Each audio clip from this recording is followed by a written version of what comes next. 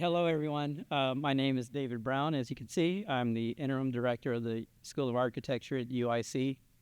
I want to thank the CAC for hosting us today and welcome and thank all of you for joining us for the first day and panel of Concrete Culture Chicago and Beyond. For those not familiar with the school, we promote architecture as a cultural practice, one focused on ways of thinking about and acting upon the world, and possessing potential to offer new forms of collective arrangement and material association. With those brief words, I'd like to go ahead and welcome Associate Professors Judith, Jong and Stewart Hicks, who are the organizers of this two-day conference. Thank you.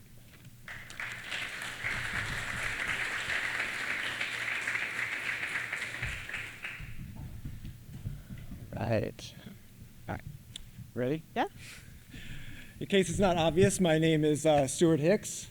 And I'm Stewart Hicks. Oh, man. I'm Judith, yeah. We didn't even write that joke. She just threw that one in. And we're excited to welcome you to examine concrete culture with us. For every human on Earth and every one of you in this room, we produce enough concrete every year to mold a 4-foot cube. To produce this hypothetical 9,600-pound block requires a bathtub full of water, a few thousand pounds of CO2, and a day's worth of labor for about a 2-person crew. While you might want to double check my math, because I'm not so good at it, that's just for mixing and setting your urals annually allotted pour. Before that, the cement component requires about 10 minutes of labor and processing in a factory. And before that, the raw limestone requires about 5 minutes of labor at the quarry, and the aggregate might, on average, take about 19 minutes to dig out of the earth and to sort. None of this yet includes the shipping, or the electricity, or the finishing. If we're not already there, soon there will be more concrete on Earth than there is biomass. To date, this liquid geology of human-made rock is our most massive contribution to the world. There's a lot of concrete on the planet. We are making a lot more, and it's important to consider carefully our concrete future. Of course, it doesn't all come packaged in cubes. And our interest in this symposium is that concrete is also the world's primary means of materializing architectural and urban ideas in all forms. In Chicago, concrete was key to many modernist experiments, from Frank Lloyd Wright's monolithic Unity Temple, considered by many as the first truly modern building, which you see here, to Bertrand Goldberg's expressive plastic forms, such as at Marina City, and as we know, just down the street from us, to Harry Weiss's Platonic shapes, such as the 17th Church of Christ Scientist, also just down the street from us, to Walter Netsch's rigorous patterns, including at UIC, and others. Collectively, this work in concrete tended towards formal invention and drove new forms of public life. At the same time, recognition of who built those forms and how and why is often forgotten. UIC's Special Collections has extensive photographic documentation of what it took to build the campus, which is unusual and also very important. And despite what Stanley Tigerman might have told you, the world does in fact extend beyond the limits of Chicago's borders. So these images are modernist examples in concrete from Brazil, Japan, Sudan, and Mexico, but we could have found so many others. Today, concrete continues to serve as a critical material for experimentation architecturally, as well as socially, politically, and ecologically. At the same time, constructions from the initial wave of concrete fever are reaching the thresholds of the material's expected lifespan, prompting important conversations around their cultural significance and possible preservation. This image, for example, is of Spaulding on Henry Hall, one of the small classroom buildings at UIC for which a renovation and restoration is currently being proposed. And given the material's environmental costs and continued use in modern construction, opportunities to push concrete's effects and effectiveness now promise significant implications for the future. We, as co-organizers of this symposium, come to the topic as fans, as well as advocates for the largest collection of concrete brutalist buildings in the city, the 100-acre University of Illinois Chicago campus. We are also architectural designers, we are urbanists, Chicago architectural boosters, and educators who believe in the importance of polemical thinking in public, which is what we hope to rehearse with you here today and tomorrow. But please, What? But please don't come here tomorrow because we are actually going to be relocating to the University of Illinois Chicago, which you can find at the lower left-hand corner of this image here. Anyway, to achieve all of this, we've convened historians, architects, preservationists, engineers, educators, and a journalist to share and discuss their concrete work, which sometimes takes the forms of buildings, sometimes it takes the form of drawings, texts, maybe images, computer programs, community organizations, and many more. And all of this points toward the goal of illuminating how the materials past, its present, and possible futures intermix to reflect and shape our concrete culture, which is all mapped out in the folded document that we hope that you find in your possession. Maybe it was on your chair when you sat down, so it may be under you, or perhaps otherwise snatched in some other way. These were designed by Our, that's with an H, which is the same amount of time that these opening remarks will be taking, but don't worry, it's not going to be Judith and I this whole time. The piece of paper is printed with reflective silver ink, and it is set in 2 typefaces, but it is the bold sans serif that I'd like to draw your attention to. It is called Rapid. It was designed by Lawrence Brunner, and it has its origins beginning with construction company logos found on heavy-duty machinery and roadwork vehicles in Switzerland. From there, it actually found its way somehow to the UK club scene, and then on to rave culture. So naturally, we thought it was particularly appropriate for our conference. The document itself is a poster, a program, and a place to put those awesome neon green stickers that we had printed for you. These 3 behaviors are coaxed from the configuration that you choose to fold it, which does not need to follow the sequence that you originally found it in. So please feel free to play with it for a moment, be respectful of the spatial boundaries of those around you, and then if you wish to follow along, you can find the configuration that places today's program facing outward so that Judith can take us through the program of events. Okay, so now the pragmatic stuff. So the structure of the symposium is 2 days. Today is day 1. These are, of course, our opening remarks. This will be followed by an artist talk by Naho Kubota, from whom we commissioned new photography of the UIC campus. And then that will be followed by session 1, which is called What We Have, moderated by Alexander Eisenschmidt, featuring Robert Brugman, Iker Gill, Thomas Leslie, and Amy Slayton. That will all be followed by a wine and cheese reception in the lobby space out there that features, as you saw when you came in, an exhibition of SOM's UIC. And that photography is from the time of its opening. And I think it's a particular treat for us today to see Naho's new work of our campus in concert with the original photography. It's really extraordinary to get to do that. Tomorrow's day 2, and that will be held, as Stewart previously said, in room 1100 at the School of Architecture at UIC. The first session will run from 10 a.m. to 2 p.m. It's called What We Are Doing. I'll be moderating that session. It will be featuring Martin Corlon, Julie Larson, Patty Yosa, and Bob Score. From 12 to 1:30, there will be 2 exhibition openings, Naho's work upstairs, and Crook and Sexton Partners work on the Jefferson and Henry Hall renovation that's ongoing on campus right now. It's also a good time to walk on campus and see what it actually looks like now. And then from 1:30 to 3:30, the final session, What We Might Do, moderated by Thomas Leslie, featuring Ted Fishman, Roger Hubeli, Benton Johnson, and Caitlin Muller. But there is one more thing. We do have to confess that there's one thing that's not listed on the itinerary that was read by Judith. There was already a tour of 3 nearby locations constructed primarily out of concrete. This tour was reserved for the speakers in the conference to set the mood, if you will. So I won't go into it too much detail for fear of sparking fits of jealousy in those that was not able to attend.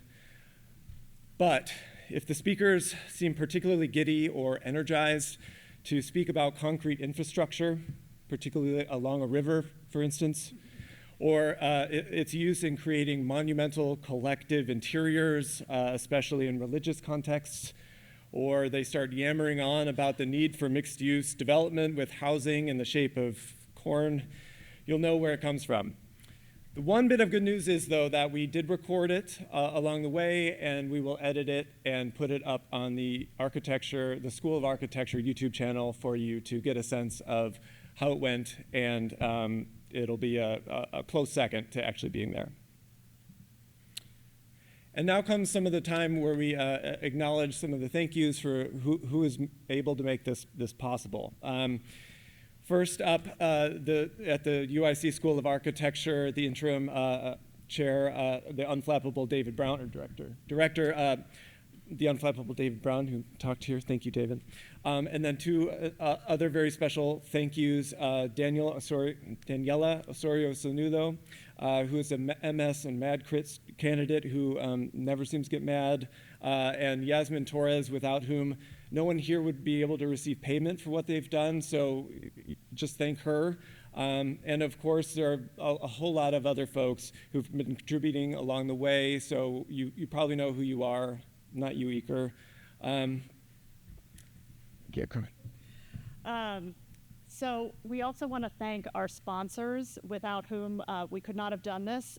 First and foremost, the Alphawood Foundation, led by Chirag Badlani, the executive director. Thanks for being here, Chirag. We really appreciate it.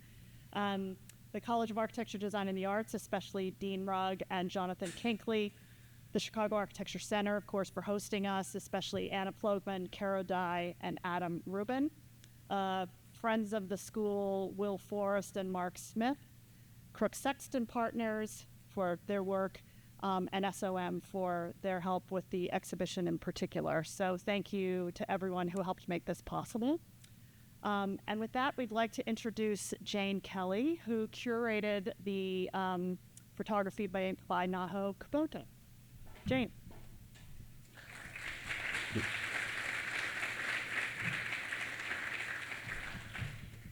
Hi, everyone. As they said, I'm Jane Kelly. I'm thrilled to be here to introduce Naho Kubota, and also, before I do that, I want to thank Judith and Stewart for getting me involved in this, for organizing this incredibly multifaceted set of activities and investigations for this weekend, and being in conversation about this work that I'm thrilled to be able to share with everybody this weekend. Before I introduce Naho, I wanted to give a little bit of a background on the ideas we had to commission these photographs, and which you'll see in Naho's presentation, but then also I hope very much to see and discuss with you tomorrow in the Octagon in person when we're at UIC. I am currently at UIC developing a project in a space called the Architecture and Design Open Archive, which is in, if you know the building, the Architecture and Design Studios in the old administrative offices of the School of Architecture. It's a special collection and research room that's really based in and kind of like lives in the schools of architecture and design at UIC. If you know the schools and you know the building, over the many decades it's been around, it's accumulated many objects, some intentionally, some on purpose, some maybe incidentally or accidentally, that have kind of both informed and emerged the work and ideas that come out of the building at UIC. And so the Open Archive, or at least my hope for it, is that the space itself and the organization of that materials will give a context to make all of those materials accessible in new ways, a space to encounter them, and kind of bring them back into the flow of making and thinking at the schools, open up new lines of thinking, and also, help us construct new pasts as well as new ideas for the future. One of the things that I really enjoy about working with the materials in the archive, as they showed with the university special collections, has an incredible breadth of material related to work on the campus, about the campus, at the campus. I think what makes the Open Archive a complement to it is that it's stuff that really has a context in the building where we work. And I think one of the things that excites me the most is the fluidity among different types of materials and formats that we have in the archive, and that, if you're in architecture, you know very well, between, models, drawings, books and journals, ephemera, photography. And I think it's, one of kind of endless joy for me to discover how architecture constitutes itself over and over in different ways through and kind of between this set of materials and formats and types. So when Judith and Stewart came to me and asked if I wanted to be involved to think about an exhibition that we could put together that would accompany this conference, I was at first overwhelmed. I mean, there's so much. Even if you just focus on the question of, when we're looking at concrete today, even just on the UIC campus, there's so many, again, diverse sets of materials that you can look at, so many rich histories, many of which have been uncovered by people in this room. And I wouldn't want to I want to recognize that work that's already, been done, kind of this dynamic life of this place and these buildings. And so, I think what I wanted to do, or what I had in mind to do, was allow another way of seeing that also could live beyond this weekend. And, the show will be up for another week at least. I'm going to try to see how long I can just keep it in this space. But, something that didn't just kind of have this momentary coming together, but that could, in the long term, come into the collection of the Open Archive and become another node to triangulate all these histories and ideas and media that we have about our campus. I mean, it's an incredible body of work that we have available to look at this stuff.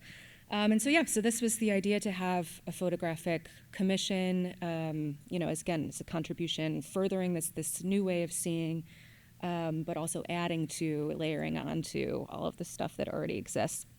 Why NAHO? So I have been a fan of NAHO's for a long time, known her work for a long time, but in conversations with other people about who it might be interesting to have come and apply their eyes to the UIC campus, NAHO's name came up, particularly because of a project that came out of the M+ Museum in Hong Kong that I also was involved with a little bit, about I.M. Pei. And I think she was one of several photographers commissioned to document and kind of reinterpret Pei's work, and I saw some resonance between kind of the scale and the time and the materiality of that work, and also the kind of approach to an institutional interior kind of culture inside the buildings that are in those photographs. She also does a series on architecture schools, which is fascinating to look at and document, but also this really interesting mix of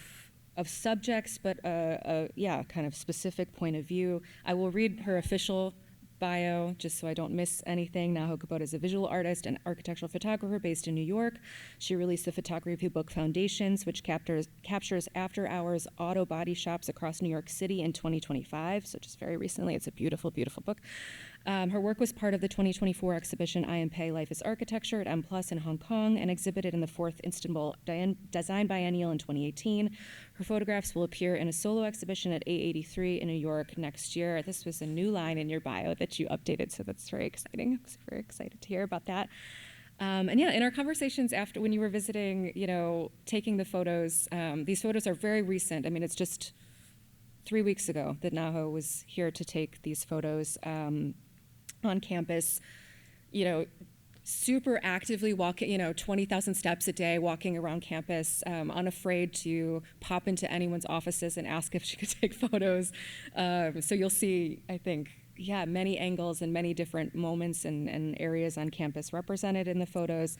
But in our conversations afterward, I think struck me talking about, or maybe my instinct for what we were looking at when we're looking, again, kind of this question of what we're looking at concrete on the UIC campus today. It is so familiar as a material. It's really everywhere that, I can't help but see concrete on campus. And so there's this familiarity, proximity, kind of over familiarity. And I think what Naho's work does, at least for me, is kind of make that unfamiliar again, make it a little surreal, bring a new reading from outside to that then somehow unexpectedly comes back to underline the kind of intimacy or closeness or life of the kind of intensive public use of these spaces.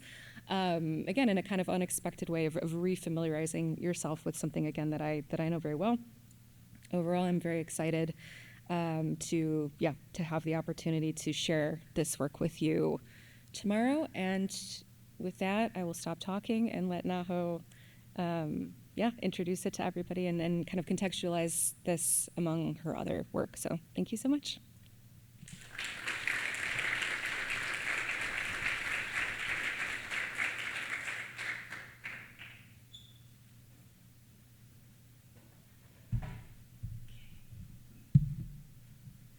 Hi everyone, my name is Naho. I am a photographer from New York. I'm an architectural photographer. I do work for architects, designers. I do a lot of commission work, and sometimes I do a project work. And I'm really excited to be here. Thank you for having me. I wanted to, as Jay said, there is an exhibition happening in the Octagon space tomorrow. Tomorrow is opening, so if anyone is around, please come. And I wanted to, before I start talking about my work, I wanted to talk a little bit about the title of this project, and it's called Concrete Shadows. These two images are both shot in UIC. This title of the project is inspired by the book that I like by Junichiro Tanizaki. It's written a long time ago, 1932, and it's called In Praise of Shadows.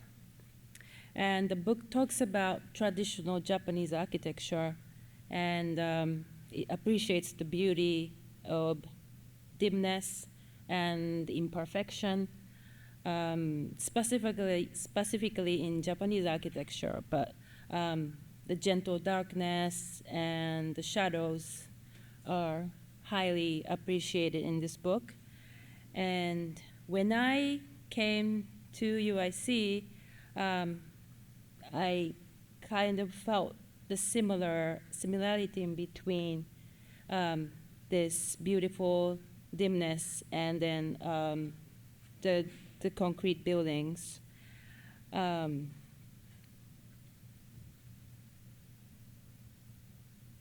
That's the book.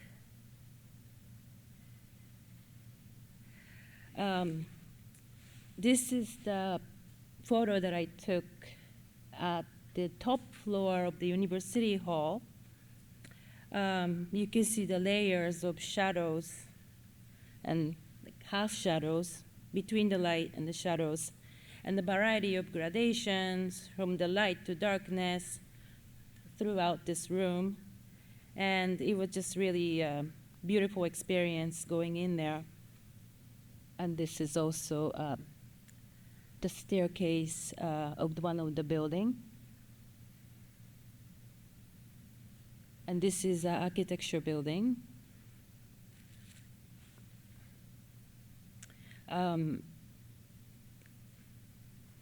So before I get into talking about my projects, I wanted to talk a little bit about me, who I am. And that's me shooting. Usually I shoot with letter because I'm short, but this is my style of shooting. I grew up in Japan. I came from Japan for college here, and I grew up in a place called Nagano. I started shooting architecture, and mainly in New York, but sometimes in Japan as well. When I first got here, I started studying ceramic sculpture, and I switched to photography later on. And I guess the way I see the objects, building structure, when I was working with the photography, I think more like a ceramic sculptor. I think that 3 dimensions, and this really helps me translate that vision into 2-dimensional photography in a different way. So after school, I started working for an architecture photographer named Dean Kaufman. This is in New York, and Dean was shooting for Sana at the time. New museum was going up, and so I was helping Dean for the photo shoot. And around the same time, I met one of the worker from Sana named Florian Eidenberg, and his partner, Jin Liu. And they asked me to photograph their project in New York, and that's my first official assignment, photography, as a photographer. And this is the project, and then it's called Logan. It's a space for film production company. It doesn't exist anymore, sadly. So it is just a photograph that it's all left.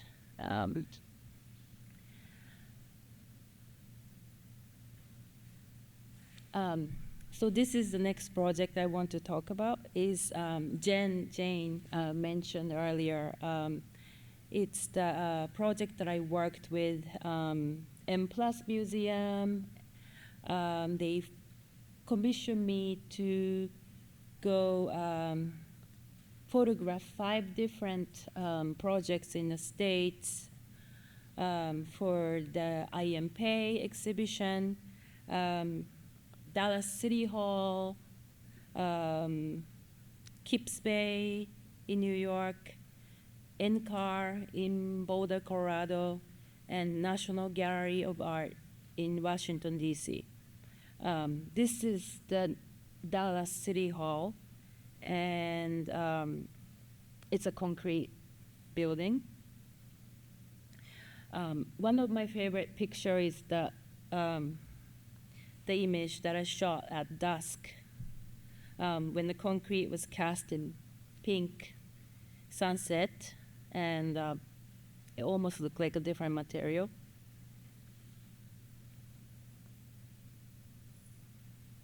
And this is this is NCAR in Boulder, Colorado. It's also a concrete structure, but I think it's tinted with red sandstone.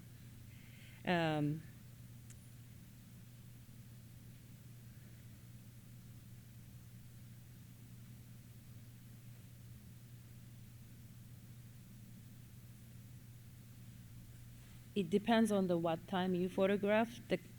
The material transforms the color, and it looks completely different material. That's what I really enjoy about shooting concrete. Especially, I think a lot of photographers love shooting concrete. And another project I wanted to talk about is called Architecture Schools. When I heard about this UIC project from Jane, the first connection I made was with my ongoing project of photographing architecture schools. I've been visiting architecture schools around the world, photographing the structures, but also capturing the trace of activity through small objects like a half-eaten lunch or table, memos left on the wall. Even if there are no people in the frame, you will feel their existence, and you can imagine hundreds of students passing through the day. This was shot in Bogota, Colombia. This is in Rice University. This is Berkeley, California. That's GSAP. But all this little chaotic mess, especially in the final, after the final, I go in and photograph all this chaos. You can't ever imagine these are architecture schools. And this is the one that I shot at UIC. This is not an architecture building, but someone managed to stuck a piece of paper in the very rough concrete surface, which I'm a little bit surprised. I don't know how they managed to do it. People just leave objects on the table. This looks kind of empty. I think someone just left.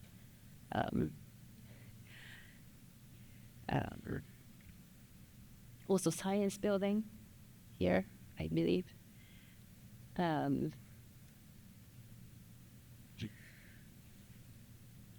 I just wanted to quickly talk about how amazing that when first thing you come into the area, all you see is this building. Like, that is just so iconic. The first image you saw on the cover was the university hall at night. And the night photography is very dramatic. The background is completely dark. And so the scale of the structure disappears. The subject becomes almost like a floating, almost fabric patterns or something like that. And this is one of the picture entryway of the university hall at night. The material of the entrance door is very shiny compared to the rest of the concrete. So creating a strange glow, and from certain angle, it almost looked like a spaceship between the concrete.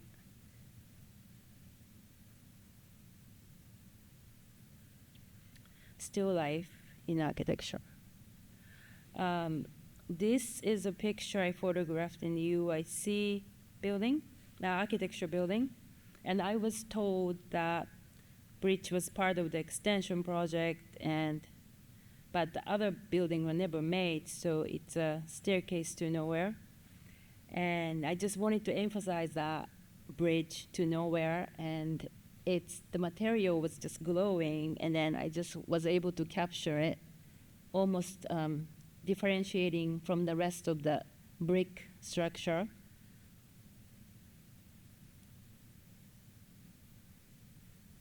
This is the outside of the building, where it's supposed to be other building is.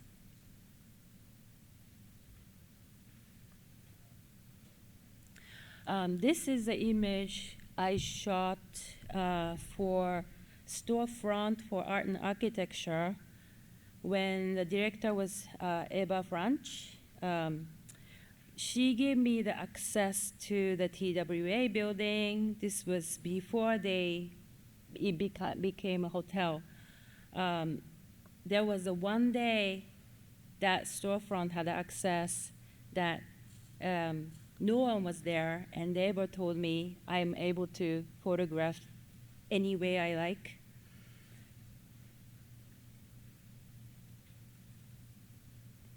In my photography, I sometimes try to separate the object from its context and almost like make it look like a still life. This way, we lose the sense of the scale and the relationship between the object and the background, and then the background became a little more ambiguous. But I know this is opposite of what the typical architecture photography is, but I'm interested in finding a different way to see the materials, and this is something that really fascinates me.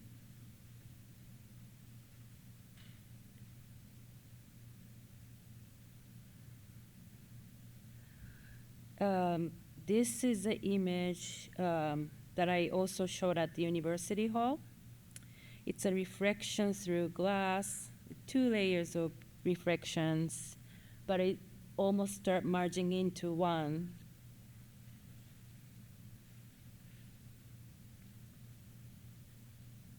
And creates abstraction.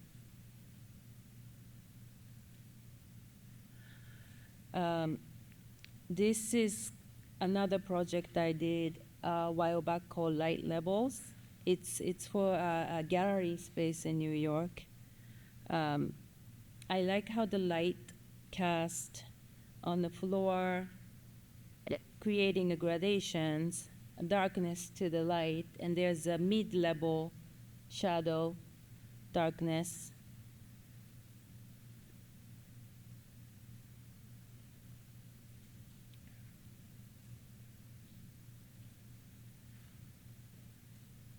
I really enjoy photographing not just the darkest area and the lightest area. There's a lot of mid-level darkness, the dimness.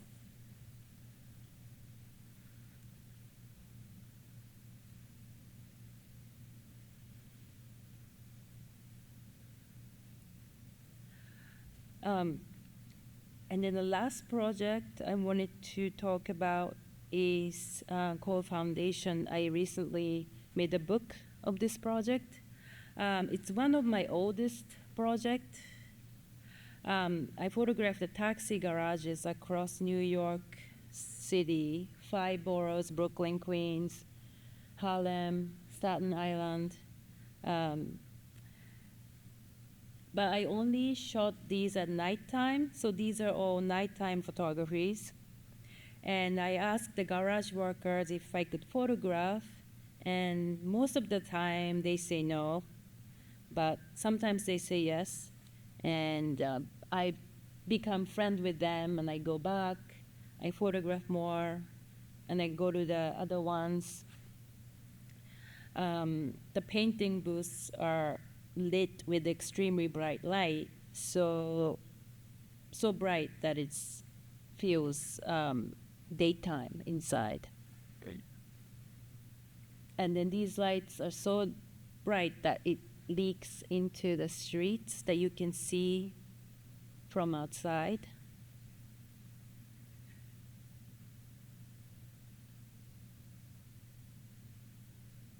And in these photos as well, you see a lot of mid-level gray shadows, which I really enjoy.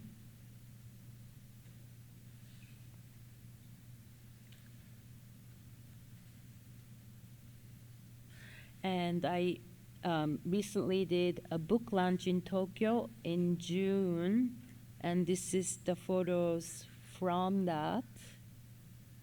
And I worked with this silk screen printing place in New York. They also have a gallery. It's called A83, and they managed to print this in silk screen.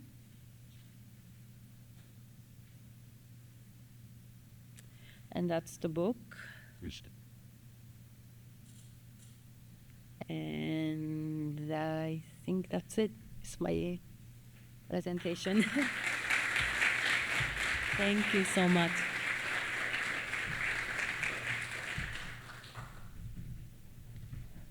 Does anyone have any questions for Nano before we? There is one. It's just that There. like I'll do it. clutter, but I didn't notice about like dirtiness on the buildings that you use side. I was wondering if that was the thing that you avoid your shooting, or after this when you're editing. So we are recording this, and so I'm going to repeat the question just so that they have it. It's not because you weren't articulate. The question was about clutter and whether or not the photographer actively removes them in post, or if that is just kind of the nature of the spaces and framing, right? Is that? Right, and sort of clutter versus dirty. Clutter versus dirtiness of the spaces. I don't typically remove it. I just, if there is something that I, as a frame, I would probably, if there is something that I don't want to include, I would probably intentionally move my frame not to include it. But I don't, I mean, I do very minimum retouching, almost none. Is that answering your question? Okay. Then, of course, there's some we go to. So not. The nothing is the question. Sorry. Yeah. So the question was, what is the role of the ladder? Is it about seeing something more clearly? Oh, that's because I'm short. Like, people just generally brings the ladder. That was supposed to be a joke.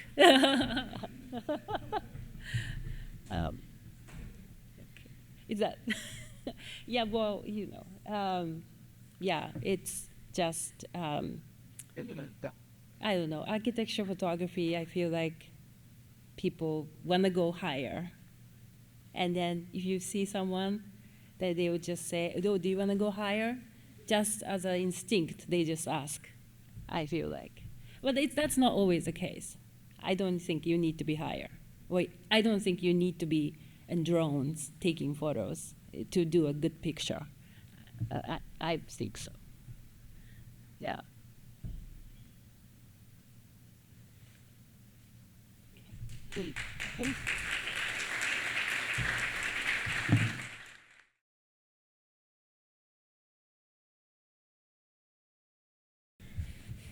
It is my pleasure to introduce to you the moderator of our session number 1, Alexander Eisenschmidt, who is a designer. He is a theorist, and he is a professor at the University of Illinois at Chicago School of Architecture, just like all the people you've met so far, except for Naho. He teaches design studios and history and theory courses. He holds a PhD from the University of Pennsylvania, a Master of Architecture from the Pratt Institute, and a diploma in architecture from the Städtebau, from HTWK Leipzig. His work explores the productive tension between the modern city and architectural form, with publications in journals such as the JSAH Gray Room and the Architect's Newspaper. Eisenschmidt co-curated the Chicagoisms at the Art Institute of Chicago, and he directs both Studio Offshore and the Visionary Cities Project. Please join me in welcoming Alexander Eisenschmidt.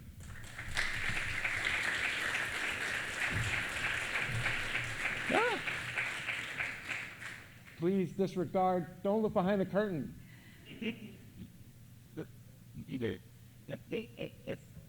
Forget you saw that.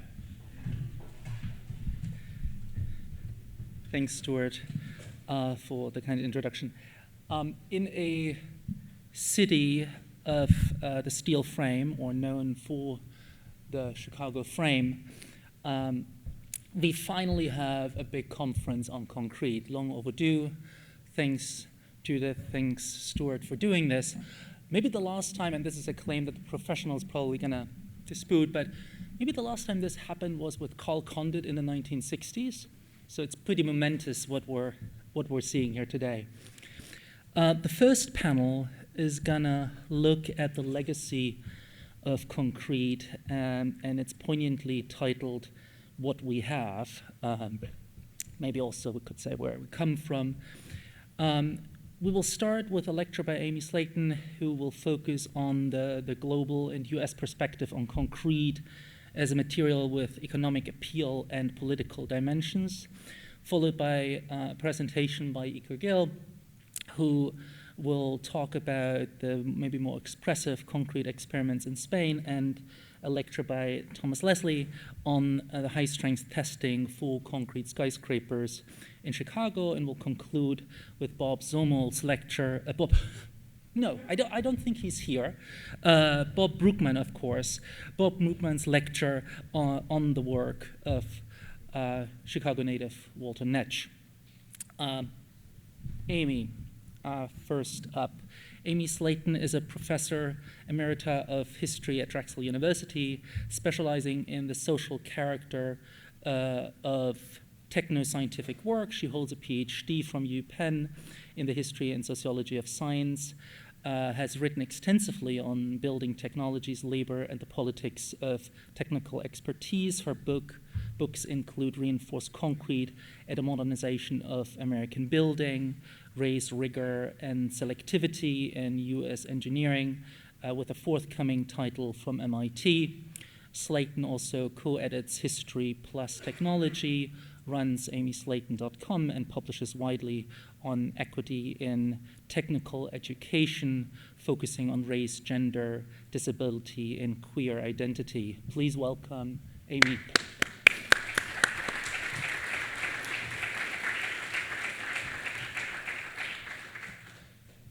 Please.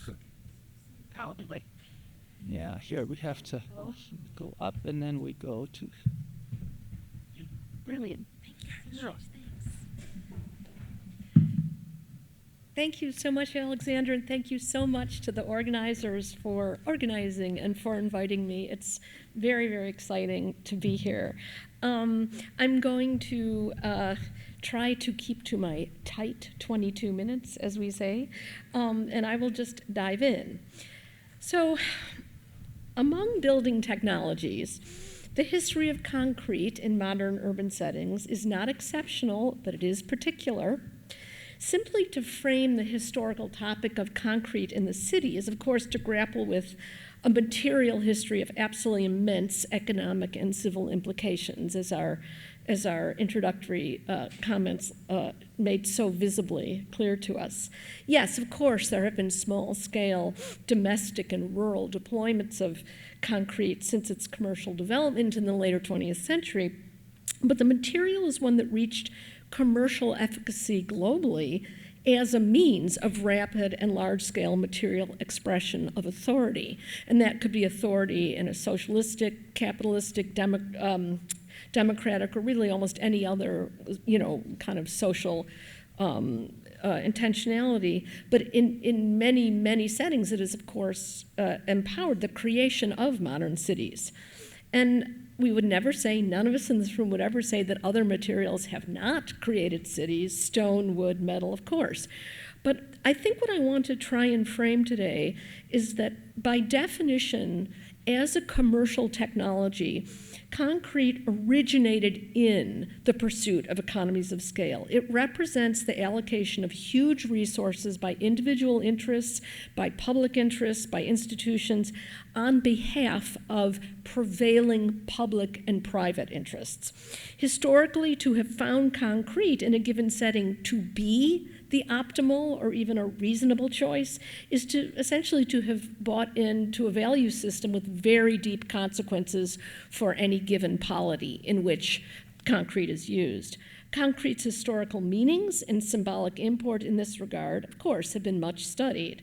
As a material expression of authority, we know that from very brilliant scholars, many of whom are in this room, that concrete has shaped landscapes. We find in famous urban structures like these very specific, historically particular engagements with state, with nation, with ethnicity, with economic and material priorities in any given time and place where concrete might be the material of choice. In the study of vernacular architecture, in which I include my own work, we find routine and pervasive expression of such priorities. And of course, this is BART in the Bay Area. Crucially, this is a way of expressing values not merely in the outward appearance of structures made of concrete, but also, of course, in the supply chains, the labor systems, the profit distributions, and the environmental consequences that the material involves, all express values. And this is a very quick reference to the book that Alexander kindly mentioned, in which I explored some of these themes. And I am very excited to bring some of those questions to bear on the site where we are actually we are sitting, Chicago, the institution that we are thinking with, which is UIC. And I posed 2 questions along these lines today, given the focus of our location. So the first question is, whose power, whose values were expressed in the creation of UIC's concrete urban campus in the 1960s?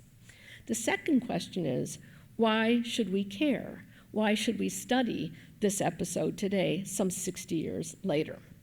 So I want to suggest, in thinking about that first question, whose power created UIC's campus, considering its location, layout, and the original structures themselves, that they represented the intentional creation of a new public university facility in a major American city in order to express prevailing ideas of what a fair and democratic city could be at that moment.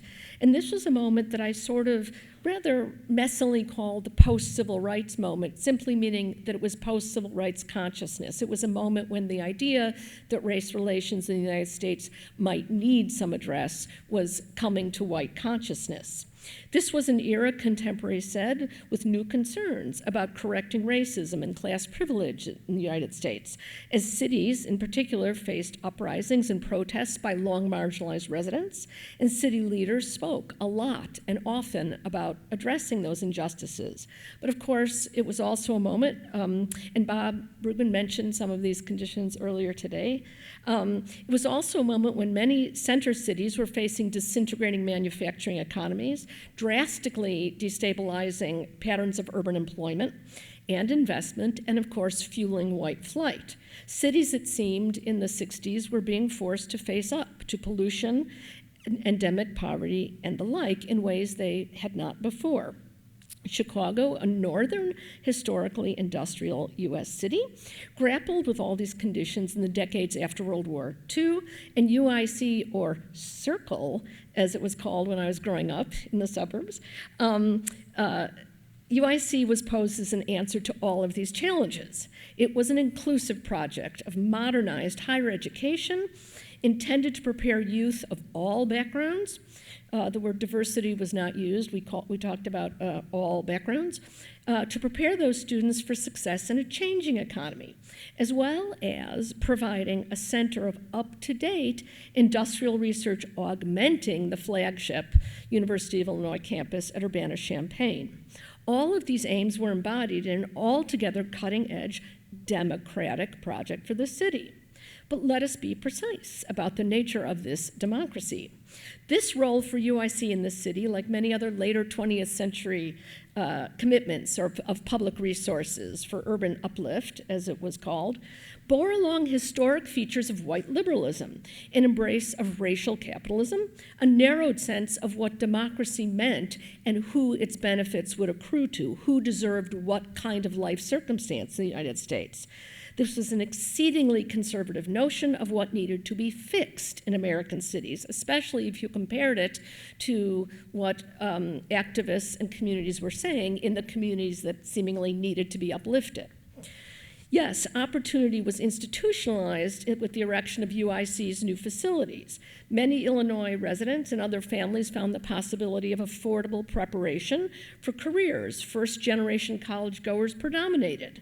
But the university was not, in any clear way, a radical disruption of the existing race and class relations of the Chicago area. And here I would say we find the beginning of an answer to the second question: why study this campus now? Why interrogate this use of concrete in this city? So other scholars like Irene Cheng and Mabel O. Wilson and others have articulated very clearly the racialism of Euro-American architectural traditions, including the modernist embrace of futurity via concrete. In that tradition of critical inquiry, I think we really need to look at the historical liberal response to civil and racial injustice in the United States in its physical artifacts, such as UIC. In both its founding ethos and its physical manifestation, I think UIC's campus helps us see the limited reparative and redistributive aims of white-led liberal modernity in the last third of the 20th century, the precise nature of futurity and cultural uplift in civic and educational spaces as being deeply racial in character. And I'll try and give a bit more evidence of that in a second. But what I want to stress is that the fixes prescribed for the American city then in the 60s, 70s, have helped create the platform for race relations in the United States now. The stubborn and growing disproportionate economic security, political voice, and social authority granted to white citizens, white arbiters, US-born citizens, the arbiters of cultural and economic policy in the US, and of the shaping of American cities of this century. It is security for white communities, even as they shrink their proportionate representation in settings like Chicago, that is the professional norm and often guides public planning. Such inequities are not new. We know they go back to the founding of the nation. But, the urgency for disclosing and understanding this limited justice of white democracy historically in higher education, in city planning, in all sectors of US society, in this current moment of authoritarian white supremacist national leadership and global racial genocidal projects being undertaken by the United States is urgent. So, what makes me put a very tentative connection between UIC and democracy writ large? So UIC is a branch of the 19th century land grant system, as it is called, the set of universities created by the 62 Moral Land Grant Act, which was created, which brought very large agricultural and mechanical universities into being in many states, and in Illinois, of course, that was in Urbana-Champaign, about 140 miles south of the Loop. And UIC was created in 1965. It was planned for some years before that, of course, to extend that land grant heritage a full century later. That Land Grant Act in the 1860s had transformed opportunity, structures, and lives of many white families, and followed in 1890 by the Second Morrill Act, which ostensibly offered opportunities to Black Americans in segregated states. Not so much. That's what the following book was about, and I can say more about that. But UIC really can be seen to have direct connections to that legacy of citizen empowerment and inclusion that had created that 19th century network of universities. But UIC was a product of new, complex, post-war social and cultural engagements with that land grant legacy, a legacy long understood by historians and Chicago residents alike as being quite complex.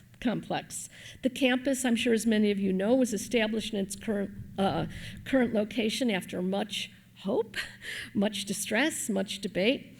Its erection involved the massive physical intervention in the existing neighborhoods, major new distributions of public resources for research and education in the Chicago area, and not least an architectural commitment constituting then and now a huge symbolic presence.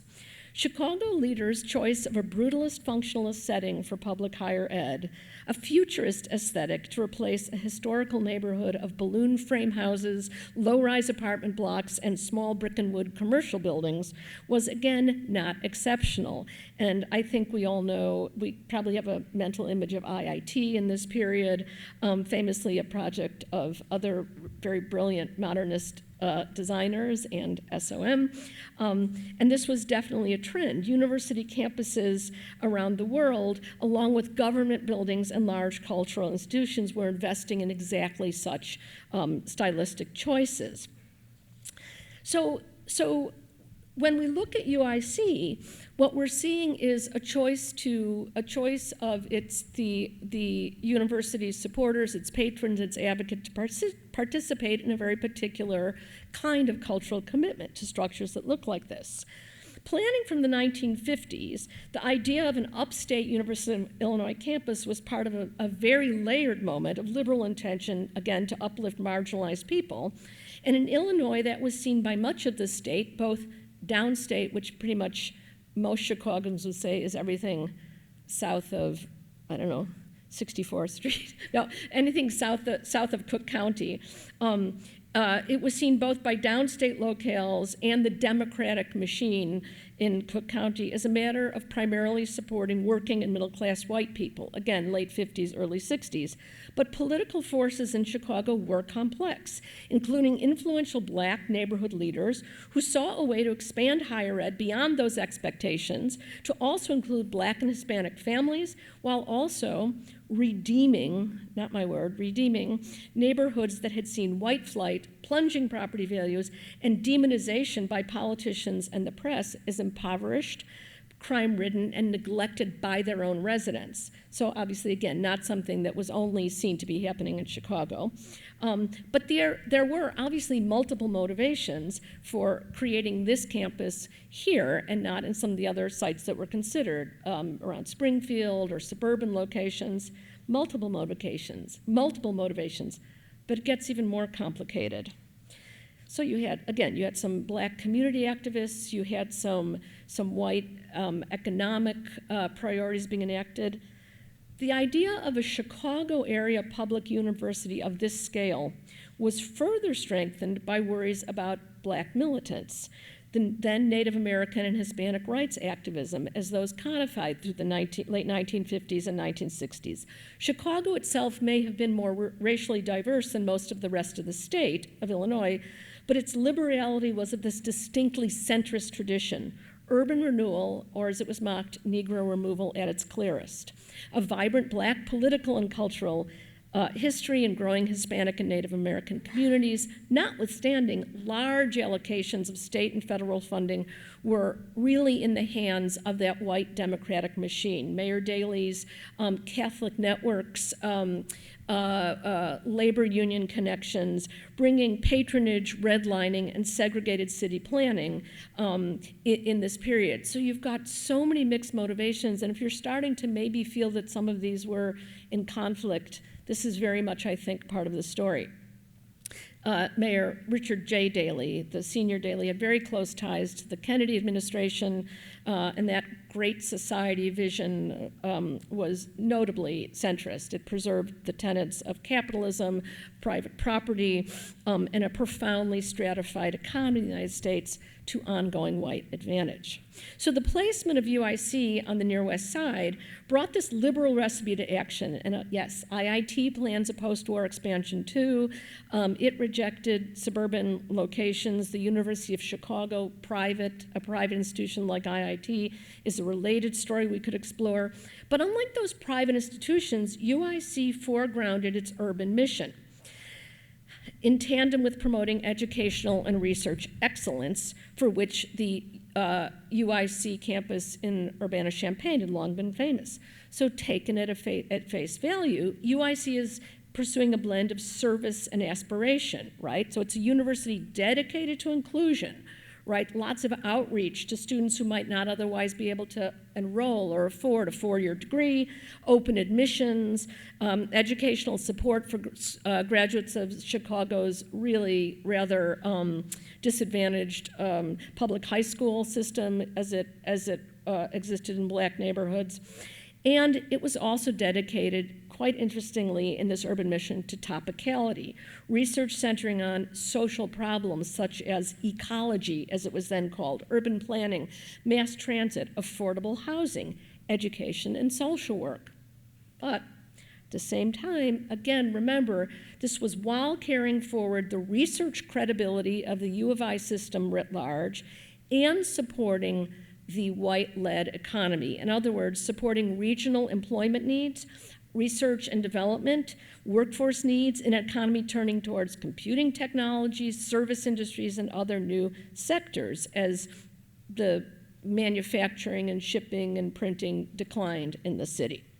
For an economy of the future, these would be the research and instructional priorities. And I just had to share this one quick image. You'll recognize a much less interesting photo than what we just saw. But these are 3 towers of universities in this moment. Globally, the others are from Pretoria and UNAM in Mexico City. But what I want to highlight is this is very much a moment when, without the height, you couldn't really claim to have quite that level of futurity in your grasp. And this was literally, these buildings all held administrative offices, so it's literally leadership from above, quite literally. So this is sort of to keep moving, to kind of cut to the chase here. If the possibility of combining racial inclusion and social justice concerns on one hand and conventional racial capitalist economic growth on the other seems tricky, right? If it seems odd to imagine those coming together to shape an institution, a university, I would confirm that historically this combination has never been a thoroughgoing commitment in the United States, let alone in its cities. Not that earnest actors did not do their best, but I think, and again, I'm going to jump in time a little bit. I think, this was kind of what we have come to label as diversity, equity, inclusion. This notion of bringing marginalized people into existing institution, which of course now itself faces demolition under the Republican administration. But DEI, diversity and inclusion, economic uplift in this sense, is actually very little mourned today by many radical social thinkers and racial theorists. It was never really a transformative project. The truly redistributive aims of radical educational reform, black enfranchisement, and labor empowerment were never really part of the urban renewal systems, the urban renewal schemes, and at UIC, the more radical possibilities of genuinely open admissions, progressive problem choice, these were kind of gone before some of the departments that even had their first graduates. Blacks in Chicago, one UIC proponent, a high-level administrator, said in 1969, are really best destined for jobs as repairmen and maintenance staff. I'm in no way diminishing the brilliant and transformative research and teaching that we saw at UIC in that era and ever since. But I really do want to pinpoint these priorities of its patronage and its leadership as sort of resourcing something that was far, far removed from radical, reparative racial change. So, what of concrete? Yes, I am getting to concrete in whatever little time I have left. So, I've written about the take-up of functionalism as an amplification of capitalism in the United States. This early 20th century embrace of concrete structures, undisguised concrete structures for civic and commercial buildings, this achieved an expression of sort of modernity and future thinking, right thinking in America, not as a paring away of aesthetics, as it's sometimes been characteristics, or even simply as an elevation of a flow over batch building method, which of course the liquidity of concrete allows. Instead, and I'll put this here for your thoughts, I see the choice to move from older artisanal building practices and their trade and guild-based labor sociabilities to concrete as part of the labor and material relations of racial capitalism. Factory buildings, infrastructure, and many others elevated undisguised materialities after 1900, right? These are, these were how these buildings looked. They were not clad, they were not ornamented, right? But let's think for a moment of this material expression. And first of all, I will say it came well before the European imprimatur for functionalism reached the US. And here I disagree with Rainer Banham. And I see these material choices, these visual choices by American builders and building owners as based on the replacement of skilled labor with mass production methods. The use of concrete involved many more de-skilled laborers than not, very much as factory labor did at these moments. It was a material that disempowered artisan and guild trades and empowers commercial profits in sync with that massive wave of industrial rationalization. So the conception of the UIC campus is, of course, we know it's modern, but I want to suggest it is a selective modernity that we see there. If we think about the urban land grant and we think about brutalist design as part of that legacy, right?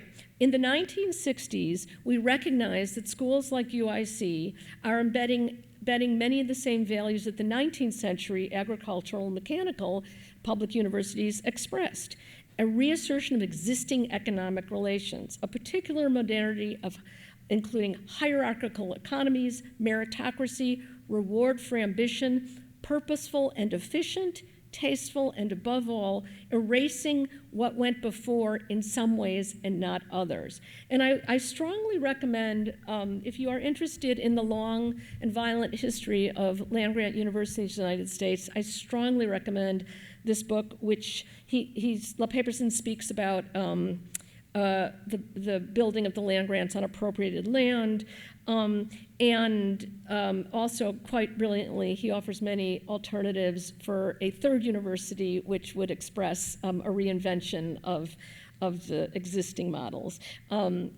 I can't say enough about this book.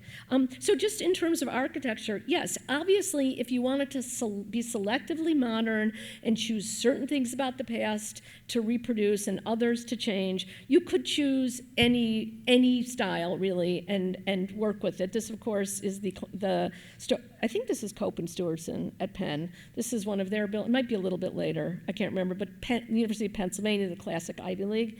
But I could not resist sharing this. You could also do it with mid-century modernism. You didn't need to show concrete. You didn't need undisguised concrete. This is a building at Drexel. You can see on the lower right, this is in Philadelphia. Drexel, by the way, was a polytechnic that became primarily a kind of science and technology university in the 70s, and this is where I spent my storied career. But what I wanted to share was this image from a 1959 fundraising brochure for this new engineering building on the lower right.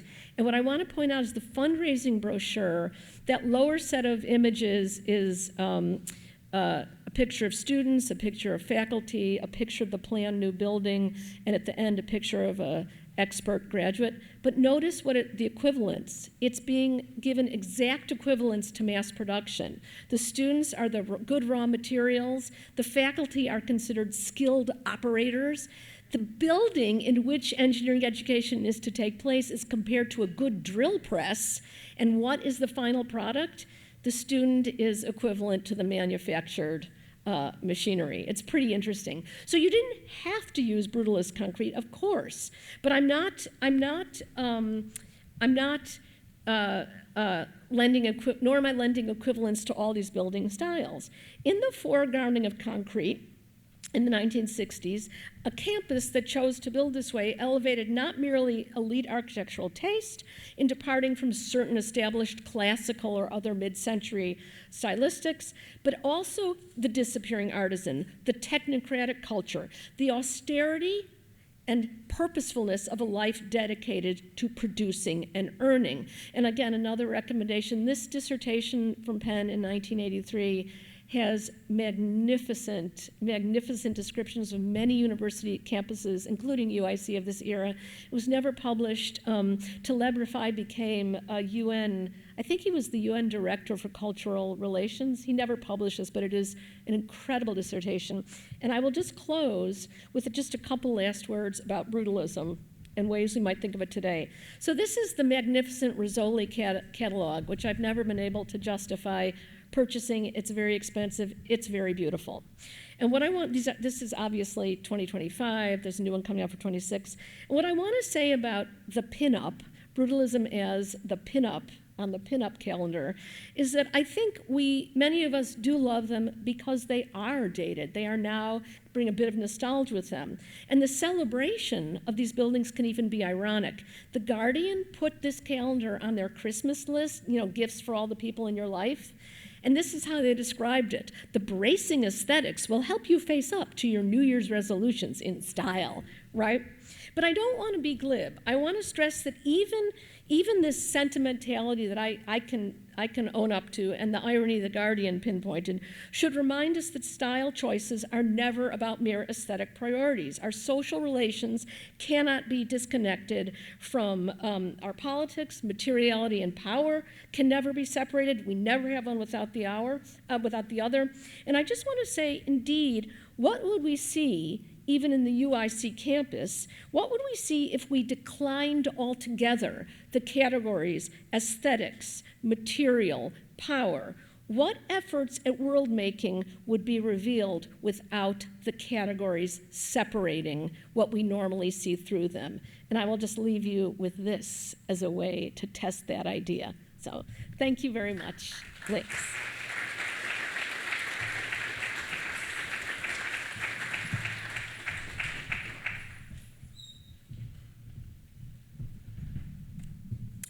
Next up, we have Iker Gill.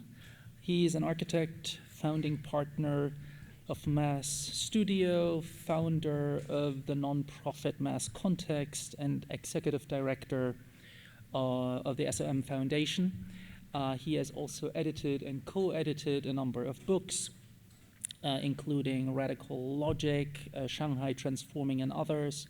He has curated exhibitions, also numerous, Nocturnal Landscapes, Port Architecture, and Bold, and he was also co-curator of Exhibit Columbus and associate curator of the US Pavilion in the 2018 Venice Biennial. Please welcome Iker Gill.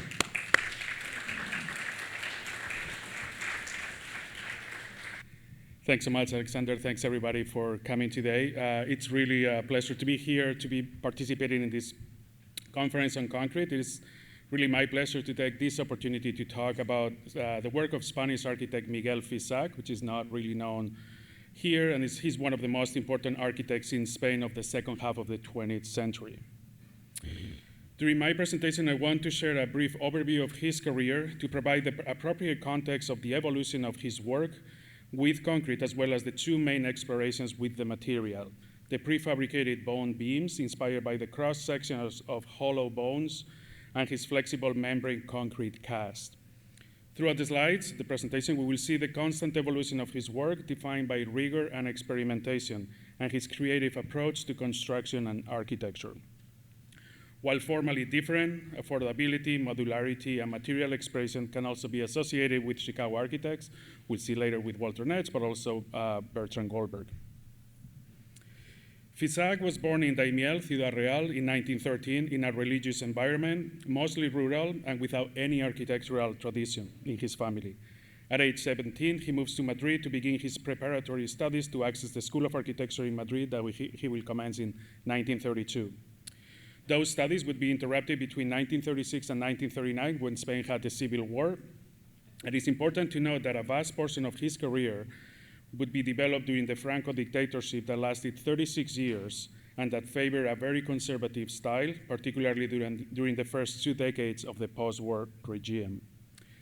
So his early works take place in the 1940s. He graduated in 1942, and by that time he had already collaborated with other architects. Some of his early works are the central building of the Consejo Superior de Investigaciones Científicas in Madrid, with a strong inspiration from classicism as well as fascist architecture. The project emphasizes symmetry and monumentality, very similar to the work that was being done at that time in Spain. He also turned a former auditorium from a student dorm into a church, which would be his first complete project. But perhaps the most important aspect of this early period of his career was his trip in 1949 to Central and Northern Europe, where he discovers the work of Gunnar Asplund. He realizes that there was a way to approach modernity in a more flexible way than the work that he had learned from 1930s Germany and the Netherlands. These ideas set the framework for the personal architecture that he would develop for the rest of his career. So it is at this point when Fisac begins to work on multiple projects and, more importantly, begins to develop new spatial, formal, and constructive solutions. He would also frame the projects around certain questions: where, what for, how, and the je ne sais quoi. He wants to move from conventional solutions to rationally creative proposals. For the SEAT offices in Barcelona, he designs the first undulating concrete shell to serve as the canopy of the building, becoming the start of his future investigations into concrete. This is evident in the concrete canopies he designs for the teacher training college in the Ciudad Universitaria in Madrid, completed 3 years later. And here you can see the beautiful undulating concrete shell and the tapering profile of the columns. But it will be the Daimiel Vocational Center, located in his birth city, that Fisac considers as the project that helps him move away from any classical traces and explore new spatial and constructive techniques. It will be important, this detail of the section that he used for the ceiling that he uses in the assembly hall, and then here is a photograph of that assembly hall where he creates a modern, functional, and bright space, qualities found across the rest of the spaces in the building.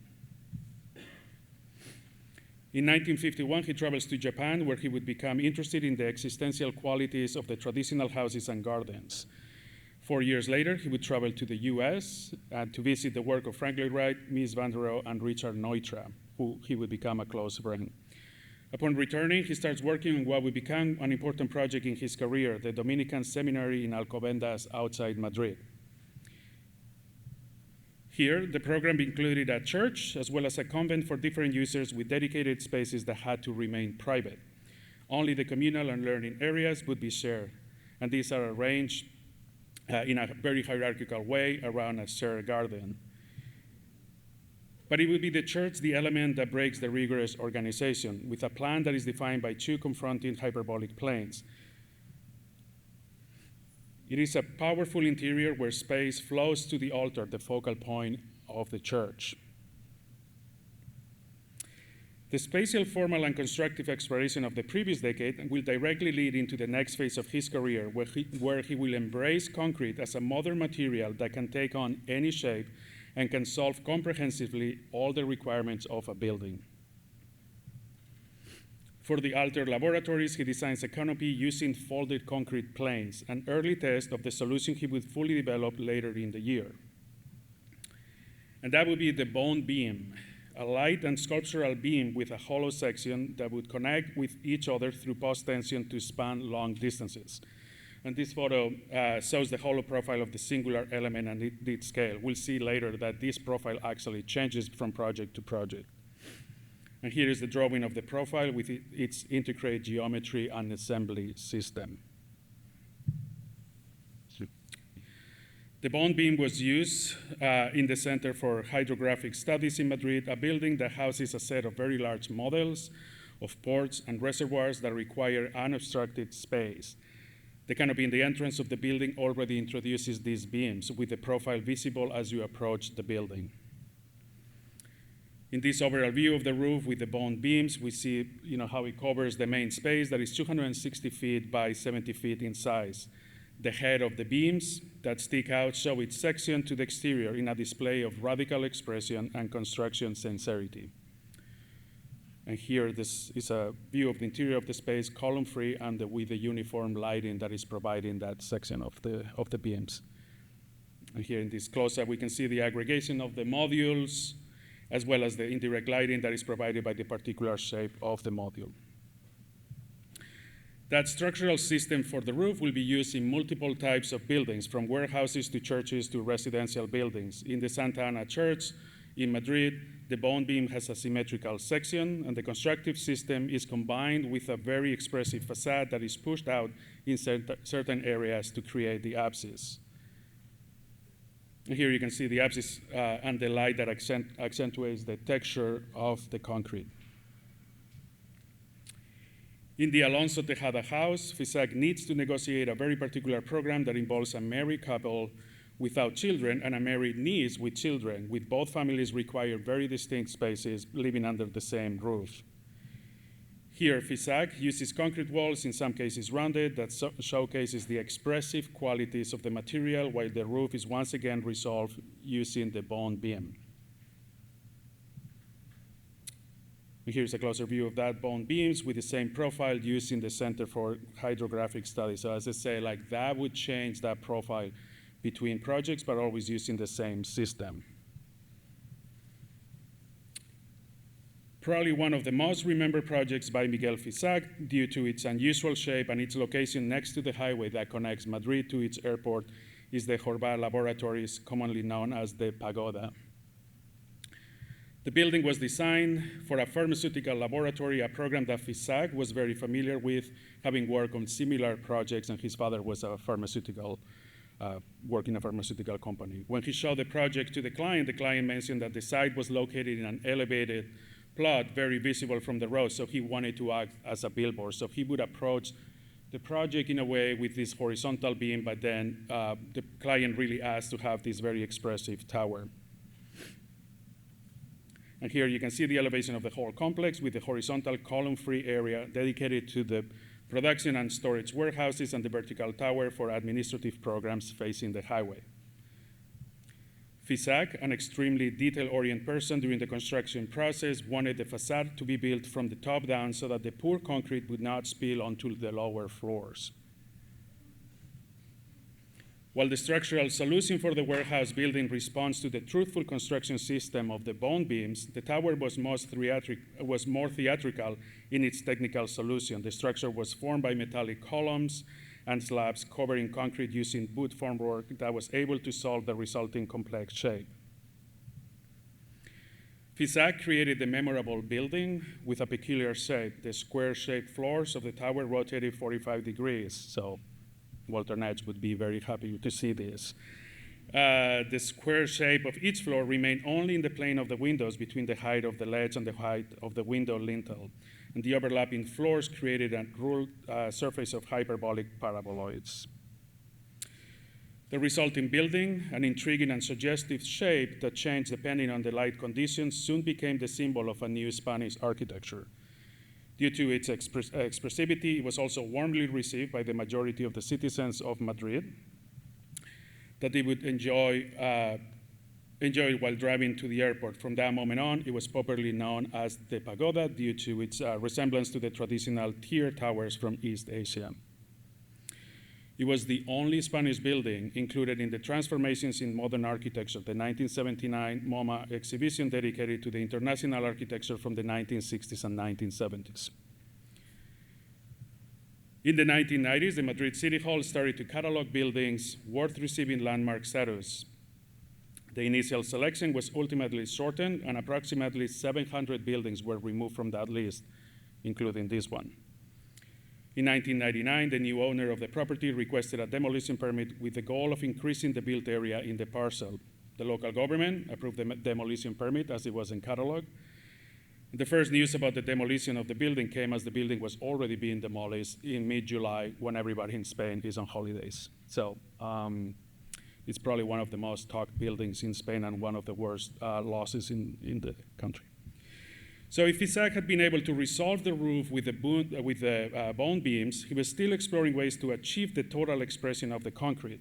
In the facades, FISAC was still using wood formwork that limited its formal qualities. He wanted concrete to have the appearance, like an appearance congruent with the fluid origin.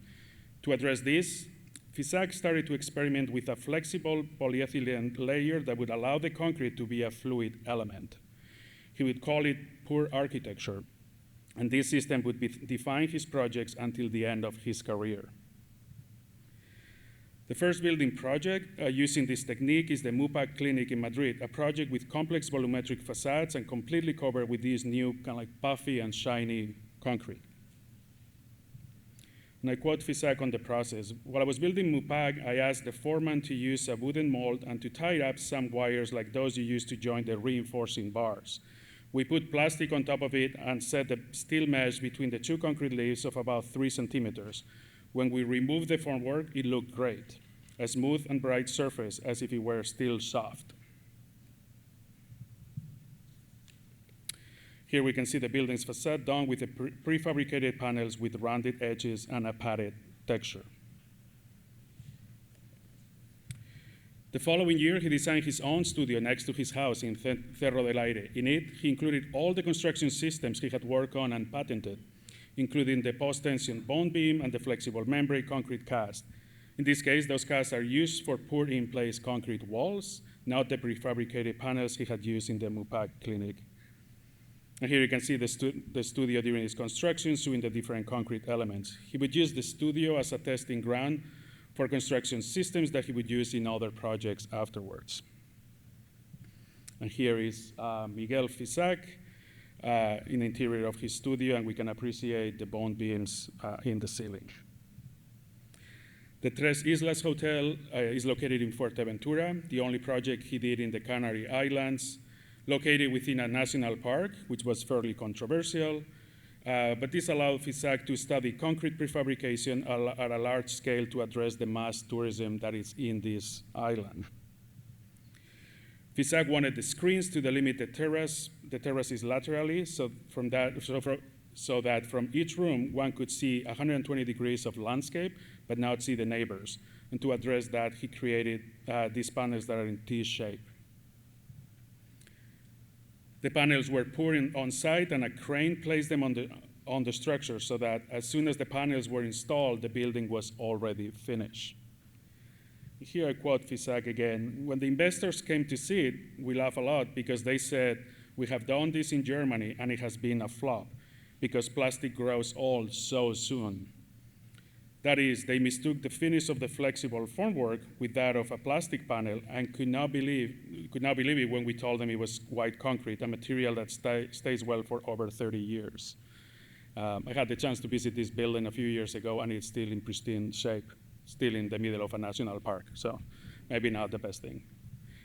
Fisak uses prefabricated white concrete plans for the Pascual de Juan house in La Moraleja, an upscale residential development outside Madrid.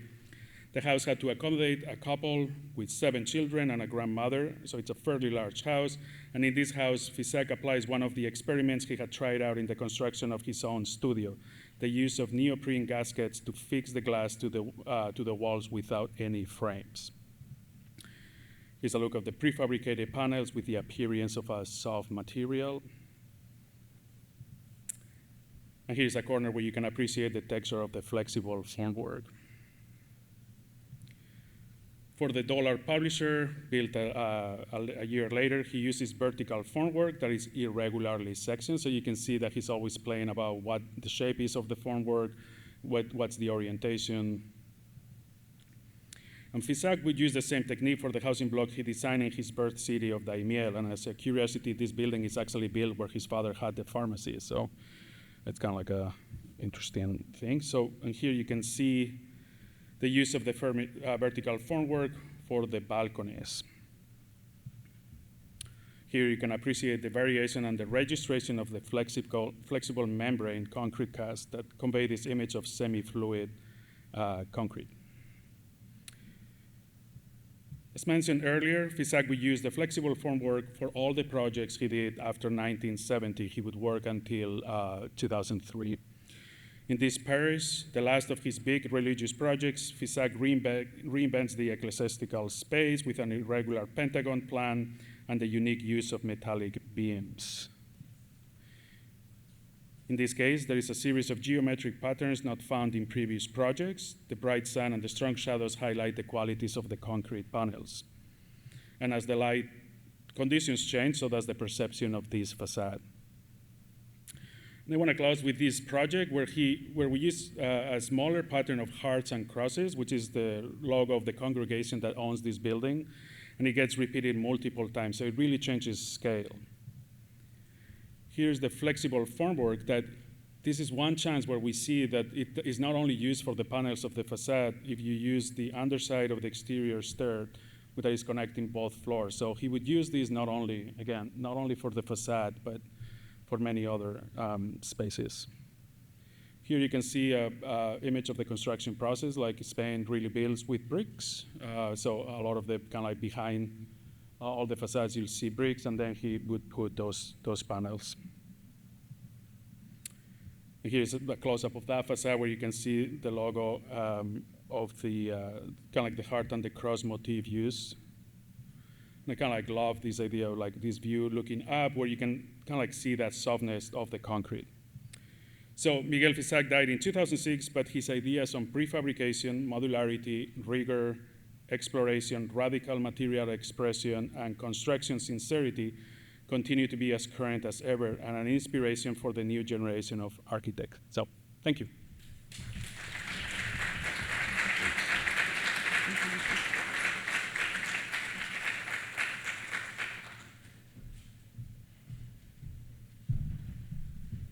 Thank you, Iker. Next up, we have Thomas Leslie, who's an architect who teaches building science, history, and design at the University of Illinois at Urbana-Champaign. Since practicing with Norman Foster and Partners in London, he has held appointments at multiple universities in Sydney, in Weimar, Germany, Bologna, and other places.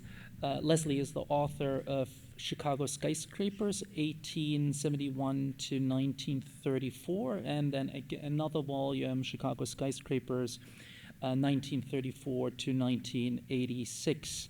And the latter received the 2024 Pattis Family Foundation Chicago Book Award from the Newberry Library. He is also was the Rome Prize Fellow in Historic Preservation in 2013. Please welcome Thomas Leslie.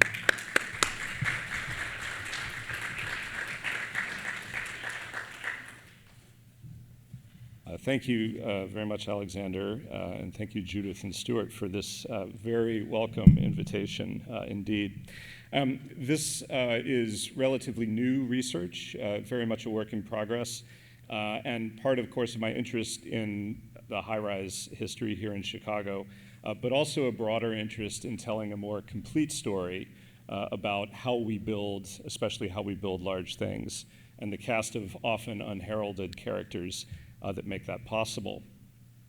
Specifically, this research comes out of work I've done with Carol Willis of the Skyscraper Museum in New York on the exhibit that is at that museum for another about week and a half on the modern concrete skyscraper. And during the discussions we had among ourselves and with Bill Baker of SOM about what constitutes a modern skyscraper, a concrete skyscraper, what constitutes a skyscraper, Carol being a New Yorker and me being a Chicagoan had this constant back and forth about, why does Tom keep bringing up Chicago examples? Isn't New York the kind of concrete city? And as Carol was putting together this timeline, this is the tallest concrete skyscraper in the world at various times. I pointed out that actually 7 of the buildings on the timeline were built in Chicago. She's only included 6 of them here, I think. But this, and of course, 2 of them are actually designed in Chicago but built elsewhere, right? Just to kind of twist the knife a little bit. So Carol's response, of course, was, well, why is this, right? Why Chicago? If all of these records are being set here, is there something in the water? And the answer is that there's something in the ground, namely good limestone for aggregate. But more importantly, there's something in the community of building in Chicago that very specifically made this the center of high-rise concrete innovation, but also of high-strength concrete innovation in the 20th century. And so I want to follow one little trail of that. It's a very broad topic, very rich topic, and I want to just show with a slightly technical presentation what it was about concrete knowledge that made Chicago so special. You would not have thought in 1904 or 1905 that this would have been a concrete city, most of the tall building that we were constructing at the time was of steel, or even still of brick and steel. Concrete was seen as an answer to problems of fireproofing. It doesn't decay in fire like steel does, but also of labor. It was largely a material that could be placed by unskilled labor, whereas steel, of course, requires specialty iron workers. The concrete buildings, high-rises that were built in the early 20th century here were 8 to 9 stories, mostly warehouses, and incredibly crude, both in their composition, right? They were basically thought of as skeleton frame buildings, but done in this kind of fireproof material instead of in steel, but also in the material itself. And I'll explain the distinction here in a little bit. These are the 2 earliest concrete high-rises I can find in the city. And you can see that from the job site photos, it's a chaotic process. The concrete is being poured into wood forms that are built by carpenters, largely, again, by relatively inexpensive labor. And you can see that the structural members, the columns, and the girders are huge, right? They are enormous. And that is for a couple of reasons. One is that we didn't at the time understand exactly how concrete frames worked. They're hyperstatic, monolithic, meaning they're very difficult to calculate. And therefore, the codes, such as they were for concrete in Chicago, were incredibly conservative, right? Rules of thumb with factors of safety built in that were enormous. Over time, the idea of eliminating girders altogether and creating buildings made of flat slabs was attractive to clients because this gave you more ceiling height, but also to contractors because it involved less formwork. Flat slab construction in the United States was largely developed in Minneapolis by Cap Turner and migrated to Chicago, where again it faced very conservative building codes. And here is where I think the kind of special nature of Chicago kicks in, because part of the frustration among builders and clients was that the codes were so conservative and so little was known about the material that a research effort into making concrete construction better starts up. And it starts at first at Urbana-Champaign at the University of Illinois under the leadership of Arthur Newell Talbot.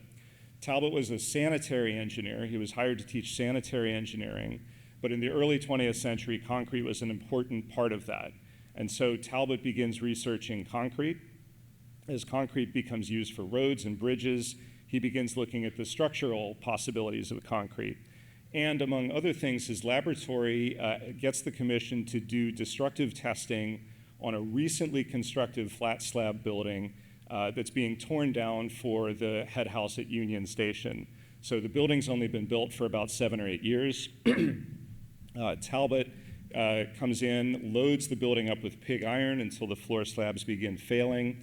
And in the words of a contemporary account, the building basically was 4 times as strong as the code said it needed to be, right? And this, in the local press, this is seen as like fantastic, like we're doing great. And every engineer, of course, is looking at this and going, there's probably 4 times as much material in that building as we really need. So there's a code problem with a conservative approach that's making the material too big. One of Talbot's students, recently graduated, named Duff Abrams, describes the problem a little bit differently. He says, yes, certainly not knowing enough about reinforced concrete, right, the kind of finished product, the hybrid of steel and concrete, is one problem. What Abrams is interested, though, is kind of the other part of that equation. He says, we don't know much about how reinforced concrete structures work, but we really don't know a lot about concrete itself. And here he's talking about the kind of chemical composition of the material. This is a largely agricultural material. There hasn't been the kind of scientific research into it to making it better. The concrete at the time usually is about between 2,000 and 2,500 pounds per square inch strength. That compares with the native limestone here that's about 20,000 pounds per square inch. So going with concrete instead of limestone means paying basically a 90% penalty in the size of the units that you're making. So Abrams gets hired by the Lewis Institute, one of the two sort of technical schools that will merge eventually to become IIT. And he embarks on a kind of a program to look at the actual composition of concrete and to see if maybe we can make it better. At the time, you read constantly about 1 to 2 to 4 concrete. That's 1 part cement, 2 parts sand, and 4 parts gravel.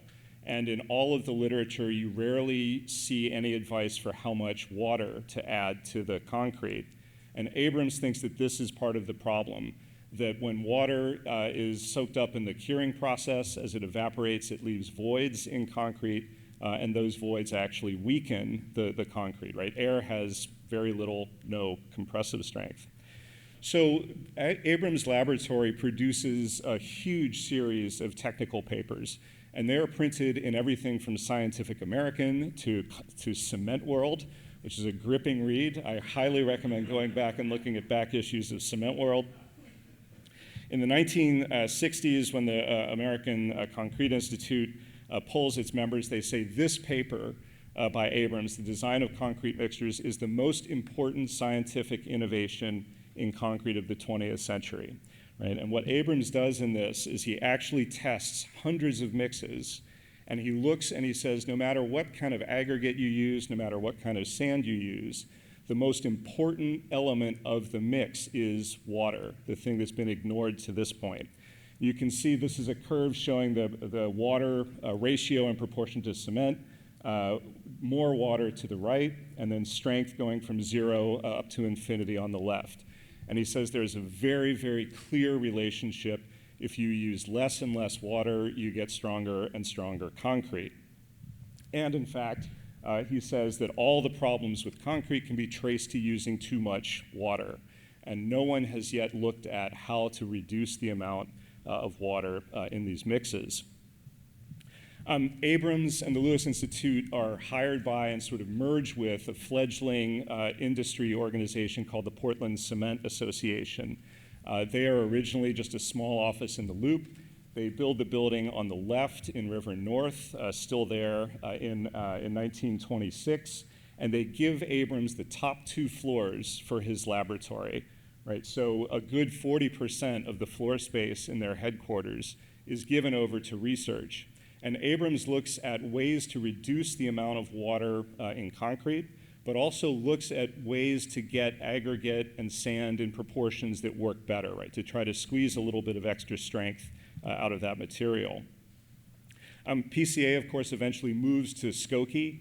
They build not only a new administration headquarters there, but also a gigantic research lab that is one of the kind of leading places for concrete research, not just in North America, but in the world throughout the 20th century.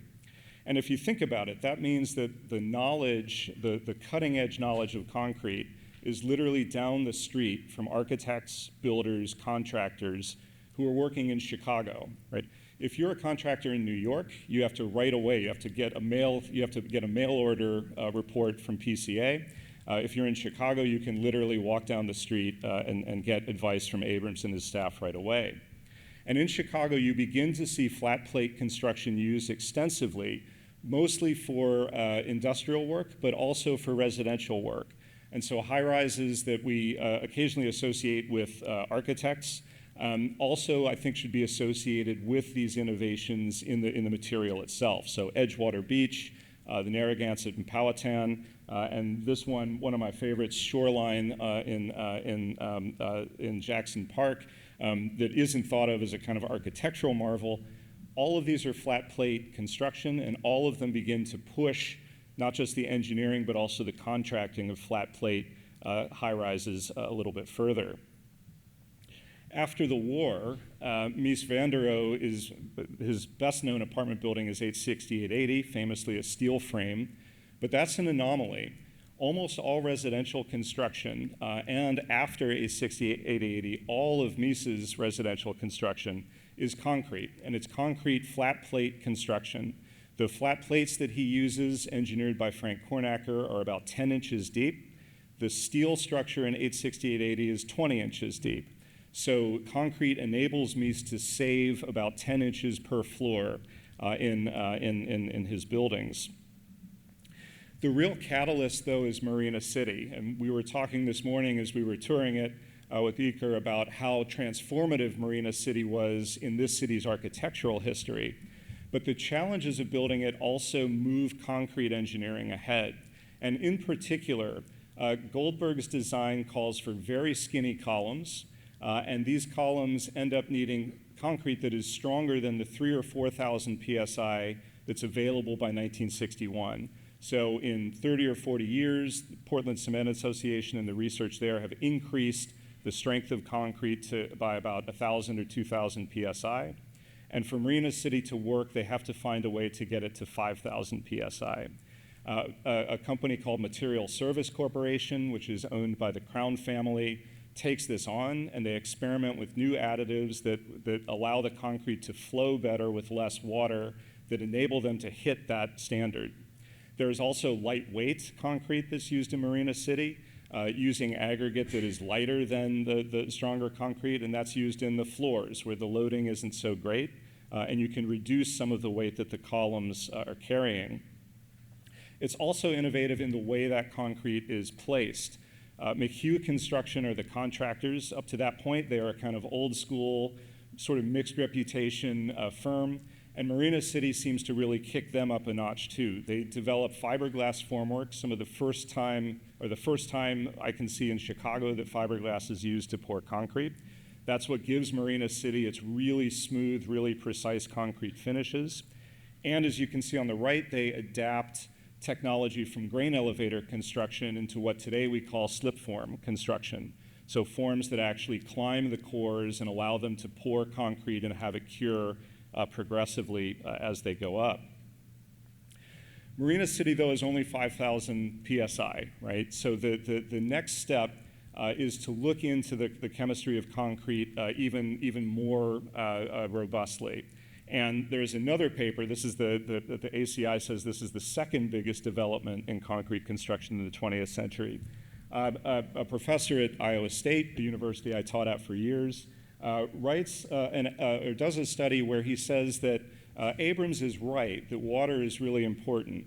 But if you look into that mix of aggregate, right, and the proportion of fines to coarse and the way that the materials they're made of, and if you look at other admixtures like microsilicates, like fly ash, we think you can actually move that curve even further to the left, right? With very, very small changes to the aggregate, it should be possible to get much, much bigger changes in strength. Gilkey, I was happy to see, did his undergraduate degree at the University of Illinois, Urbana-Champaign. He was later hired back, was forced to leave, though, because he married Arthur Talbot's daughter. There are anti-nepotism laws in Illinois. We treat them a little differently downstate than Chicago does, maybe. He was forced to go elsewhere. But Gilkey's idea that those kind of very, very fine grain aggregate questions was taken up by Material Services Corporation, and especially under two engineers who worked for them beginning in the late 60s through the 1980s, John Albinger and Jaime Moreno. They embarked on this kind of decade-and-a-half long process of really taking Gilkey's idea seriously. And in this yard, which is still in existence at Halstead and the River, doing the experiments that would lead to what today we call high-strength concrete. They believed in sharing the knowledge, so while they kept the recipes themselves secret, they worked with local engineers, contractors, other material scientists. They published their work, and they also held symposia. So here, analysis and design of high-rise concrete buildings was held at University of Illinois, Chicago, then Chicago Circle, in the early 1970s, which brought all of the kind of major players in concrete engineering together to talk about the way that mixtures were developed. Moreno and Albinger also contributed to this. The Concrete Construction Engineering Handbook is a doorstop of a book that is literally on the shelf of every construction engineering student today. And Albinger and Moreno wrote the chapter on the design of concrete mixtures, including their research on fly ash and microsilicates. The Chicago Committee on High-Rise Building, an organization that's still around today, Moreno and Albinger were both members, and they co-authored or co-edited this key report that looked at that ways to get better performance out of the concrete mixes. Albinger describes this process. This is Water Tower Place, one of the buildings that was sort of both an achievement and a kind of testing ground for this. And what Albinger says is that they did a lot of the work kind of in the job site yard, in yard one, but they also did work literally on construction sites. So part of the process was contractors agreeing to let material service come in and try experimental mixes to build columns out of concrete that had a higher strength than was specified, and then to see if they actually came up to the strength that they thought they would, how easy the material was to pour, et cetera. So this kind of shared knowledge was something that was unique to Chicago, right? That we had the expertise here, but that expertise was also very engaged with the world of practice. And what happened over time, as you can see going left to right, Marina City, which was not only the tallest reinforced concrete building at the time, right? It's on the timeline chart.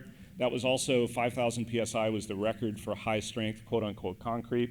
And you can see that over the course of the next 3 or 4 decades, the work that Material Services did took the kind of record for concrete strength from 5,000 PSI up to about 14,000 PSI.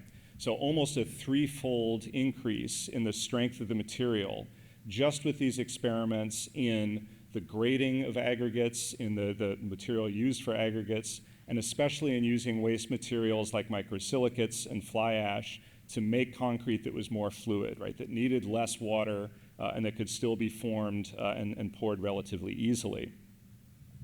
So this, to my mind, means that there's a kind of family of high-rise buildings in Chicago that deserves to be recognized, if not always for their architectural achievements, certainly for the fact that they pushed the envelope of concrete construction and concrete height.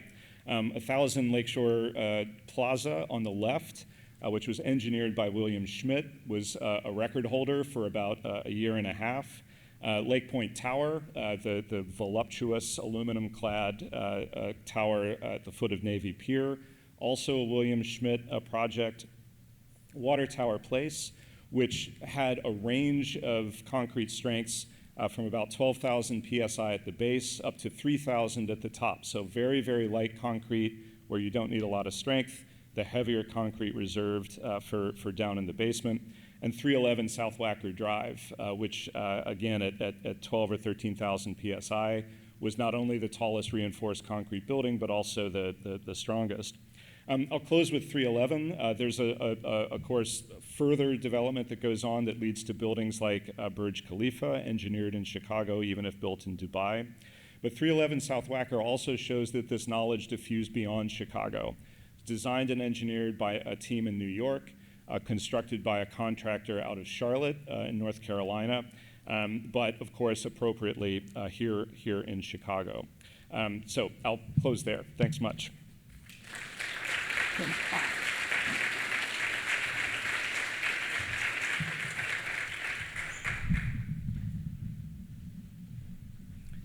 Thank you, Thomas.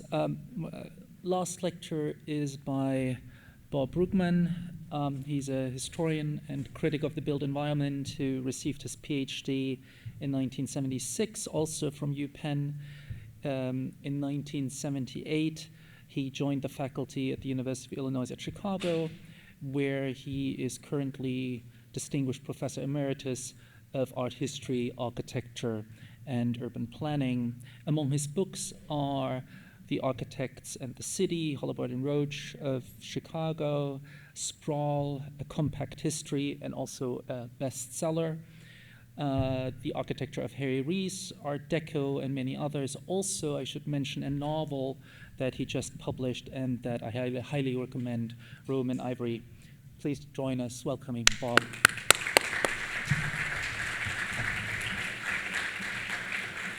What I want to talk about today is Walter Netsch, use of concrete, and the phenomenon of brutalism.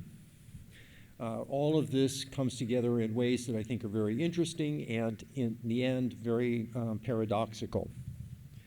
Okay, let's start with Walter.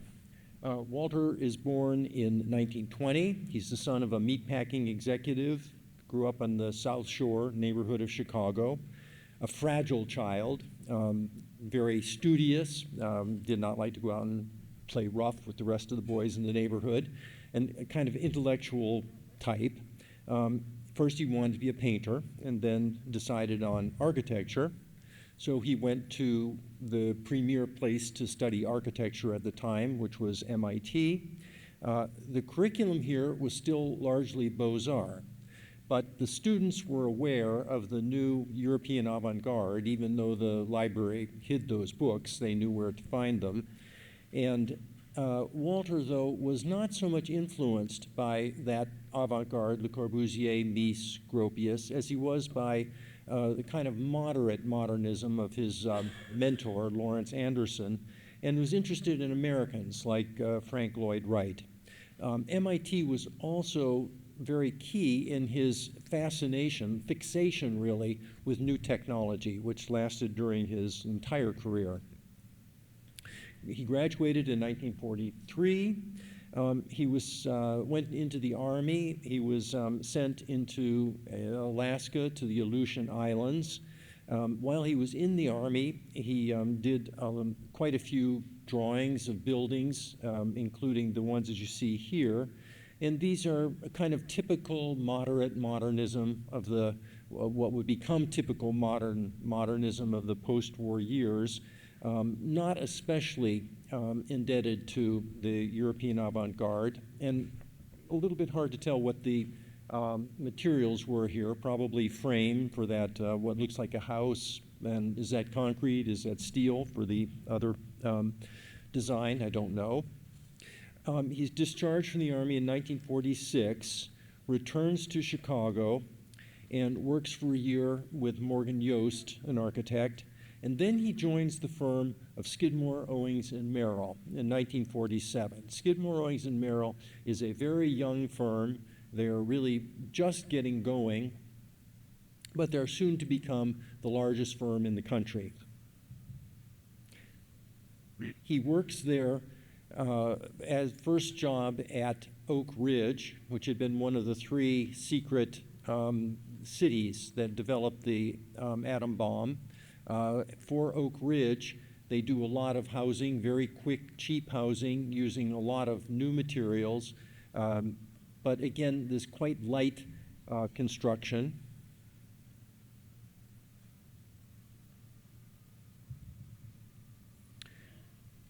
In Chicago at the time, after World War II, there was a feeling that the foremost exponent of modern architecture was Mies van der Rohe, because he had come from that European avant-garde tradition. And so buildings like this were considered the best kind of modernism.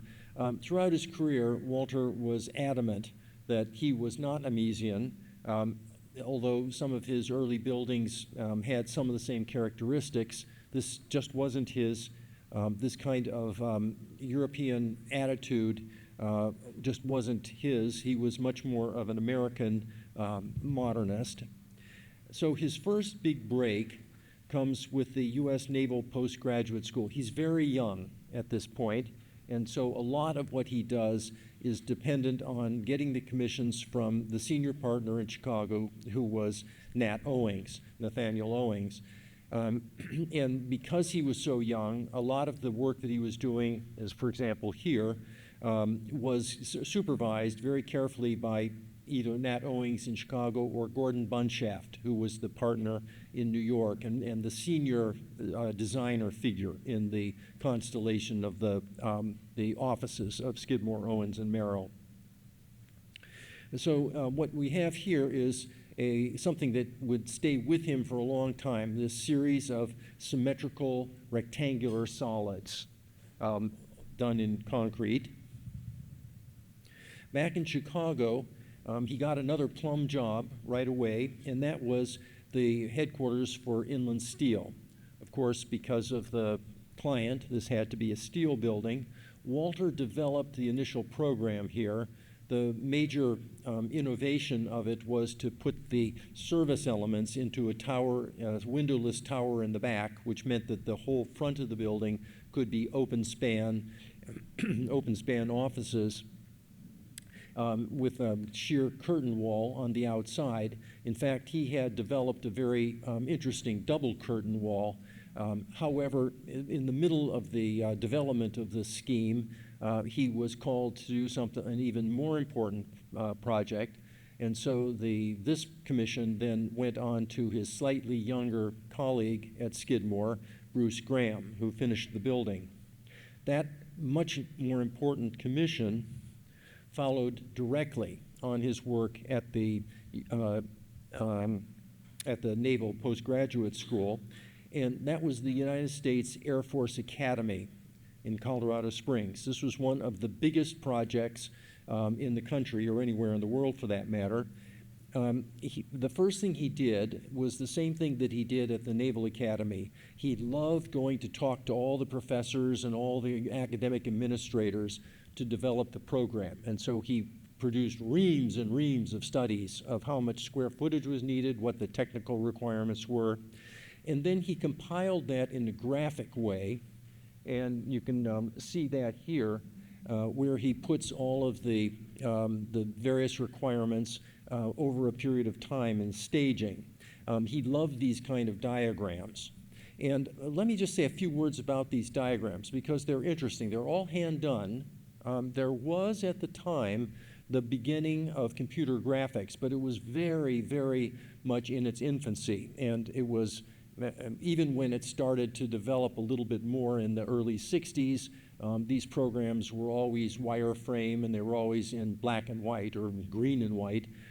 So they weren't really available to him, but he is fascinated by the prospect of the computer, and so a lot of his drawings are sort of proto-computer. In these buildings and in this method, he was always a very thorough rationalist. At least that's what he said he was doing. It was always about program and structure, nothing arbitrary, which was very much in keeping with modernism of the post-war years. Now, the result was once again a series of severely rational rectilinear buildings, very much in keeping with American corporate architecture at the time. Again, he was somewhat under the thumb of Gordon Bunshaft in New York. You can see the final site plan on the left-hand side there with the academic building, which is on the right here, and then the student dorm, the dormitories. And then you see the site of the chapel, which was the last piece of this that was done. And one of the reasons it took so long was because this created a crisis for Walter, and I think for architecture maybe generally, which was what do you do when you don't have a very strict set of requirements? How is it you design for this? This was the initial design, which was in these sort of tetrahedrons that formed an A shape. He had intended to put onyx in them so it would create a kind of filtered light that came through. But when this design was shown, it created a storm of controversy. This controversy went all the way up to the U.S. Congress, where you had congressmen that were fulminating against this design. Well, Nat Owings needed to do something, so he told Walter to go to Europe and look at the great cathedrals, which Walter hadn't done yet. And so Walter took a sojourn into Europe. And when he came back, he was ready to go again, and what he produced was actually not so very different, but what it featured was this series of tetrahedrons, two of them on each side that were then stacked up, a very complicated, ingenious solution, maybe not very functional. It's never really been able to solve the leaks on this, but it was very dramatic. Into the interstices, the onyx wasn't going to work. The pieces had to be too small, so he designed stained glass windows in panels that you see here. In fact, when I say he designed them, he literally did all of them. These are thousands of square feet of glass panels, which he designed on the floor of his living room at 1360 North Lakeshore Drive. This building was a tremendous success, even more than the Academy itself. Most ordinary Americans loved this building. Within the architectural world, there was some praise, but there was also some very severe criticism, and that criticism was also mirrored in the SOM office.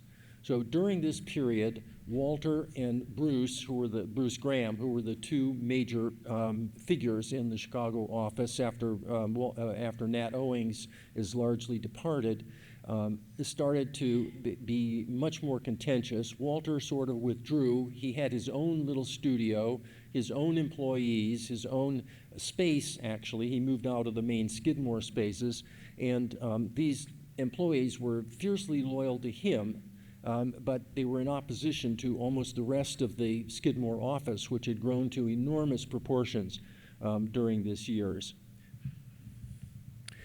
However, by this time, Walter was now was very well known. He had a great reputation. He had done these major buildings. He was only 34 years old when he finished the Academy, but now he was a partner, and now he no longer had to answer to anybody. So this brings us then to University of Illinois. As you've heard, University of Illinois was a great land-grant university that was established in the 19th century. There was a 2-year feeder program that was set up in Chicago because they knew there was going to be an enormous surge of students after World War II, and particularly servicemen who were coming back and taking advantage of the federal project, the federal support for public education. And so they decided that they would open up a place in Navy Pier. And you see at the top left there, the students are agitating for a full 4-year university with Mayor Richard J. Daley, who was a great proponent of having a public university in the city of Chicago. The site was not the site that anybody wanted. The university wanted to be out in the suburbs. Mayor Daley insisted it be in the city. Probably the site that should have been done was on the railroad yards on the near south side, but for one reason or another, the railroads weren't going to sell, and so finally, in desperation, as time was running out, Daley selected a urban renewal site on the near west side of Chicago. It had been a very vibrant Italian, Latin American, and Greek neighborhood, but it was cleared. And so you're looking at the cleared site. You're looking here from the Dan Ryan Expressway on the east toward the 13 remaining buildings of Hull House, 11 of which would eventually come down, past Blue Island, which is the diagonal that you see in the middle of this cleared site, and then on into what was Italian neighborhood further to the west. This was a big controversy. The folks in the neighborhood, headed by Florence Scala, really protested. They took their protests all the way to the U.S. Supreme Court. The university and the state ultimately prevailed, and the buildings went up.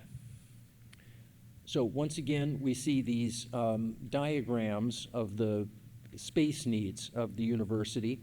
And here, even more than at the Naval Postgraduate School, you can see there are not only adjacencies, but you can see, for example, in that vertical piece there, that he's starting to put together the various programs into what's starting to look like elevations. That's University Hall that you're looking at there. So they did various schemes, and actually there's one of them out in the next room that I had never seen before. All kinds of things. He tried to do 4 different colleges. He tried to do a whole set of things. In the end, what he ended up with was a program that he called the drop of water program, where a drop of water would fall in a lake and it would create these ripples going outward. So in the site plan, you would have at the center of what he called the forum, which was the drop of water, and then from that, the other parts of the program. So we're looking at, on the one side would be the library, the other side would be the student center. there was the highway, the Eisenhower, the Dan Ryan, and a set of second-floor walkways which would connect all the buildings, which was very much related to another idea much in the air in the 60s of a megastructure. That is a permanent spine with utilities and all of the permanent pieces, and then you could have add and subtract buildings as desired on other, as you want, as you went along. So from this came, in very quick succession, very quickly constructed the final scheme. And this scheme immediately attracted national and international attention of all the major state university expansions, and those were New York, Illinois, and California. This campus got more publicity in the press, in the public press, the popular press, and the architecture press than any other. As you can see, that central part, the forum, which had an auditorium at the center and then these 4 exedra, was really the heart of the campus. It was here where everyone was supposed to come together, where there would be public events, where the entire focus of the university was going to take place. And again, everything in this campus, according to Walter, was done in a rational program where structure and program drove everything. He decided that he was going to use low-strength concrete here because he wanted it to be very visible to anybody on the campus that the smaller the column, the less the load it was carrying, and the taller the building, the higher the load, the larger those columns would get. Now, we could call this initial phase brutalist. And let me say a few words about this term brutalism.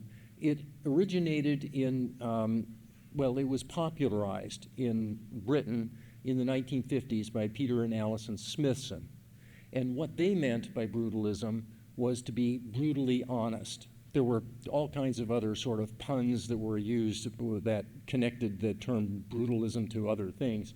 But this was the prime example. This was the Hunstanton School. And you can see that it did exactly what they said. It was just all the pieces were exactly what they meant to be. There was no covering up of anything. There was no ornamentation. What you see was what you got.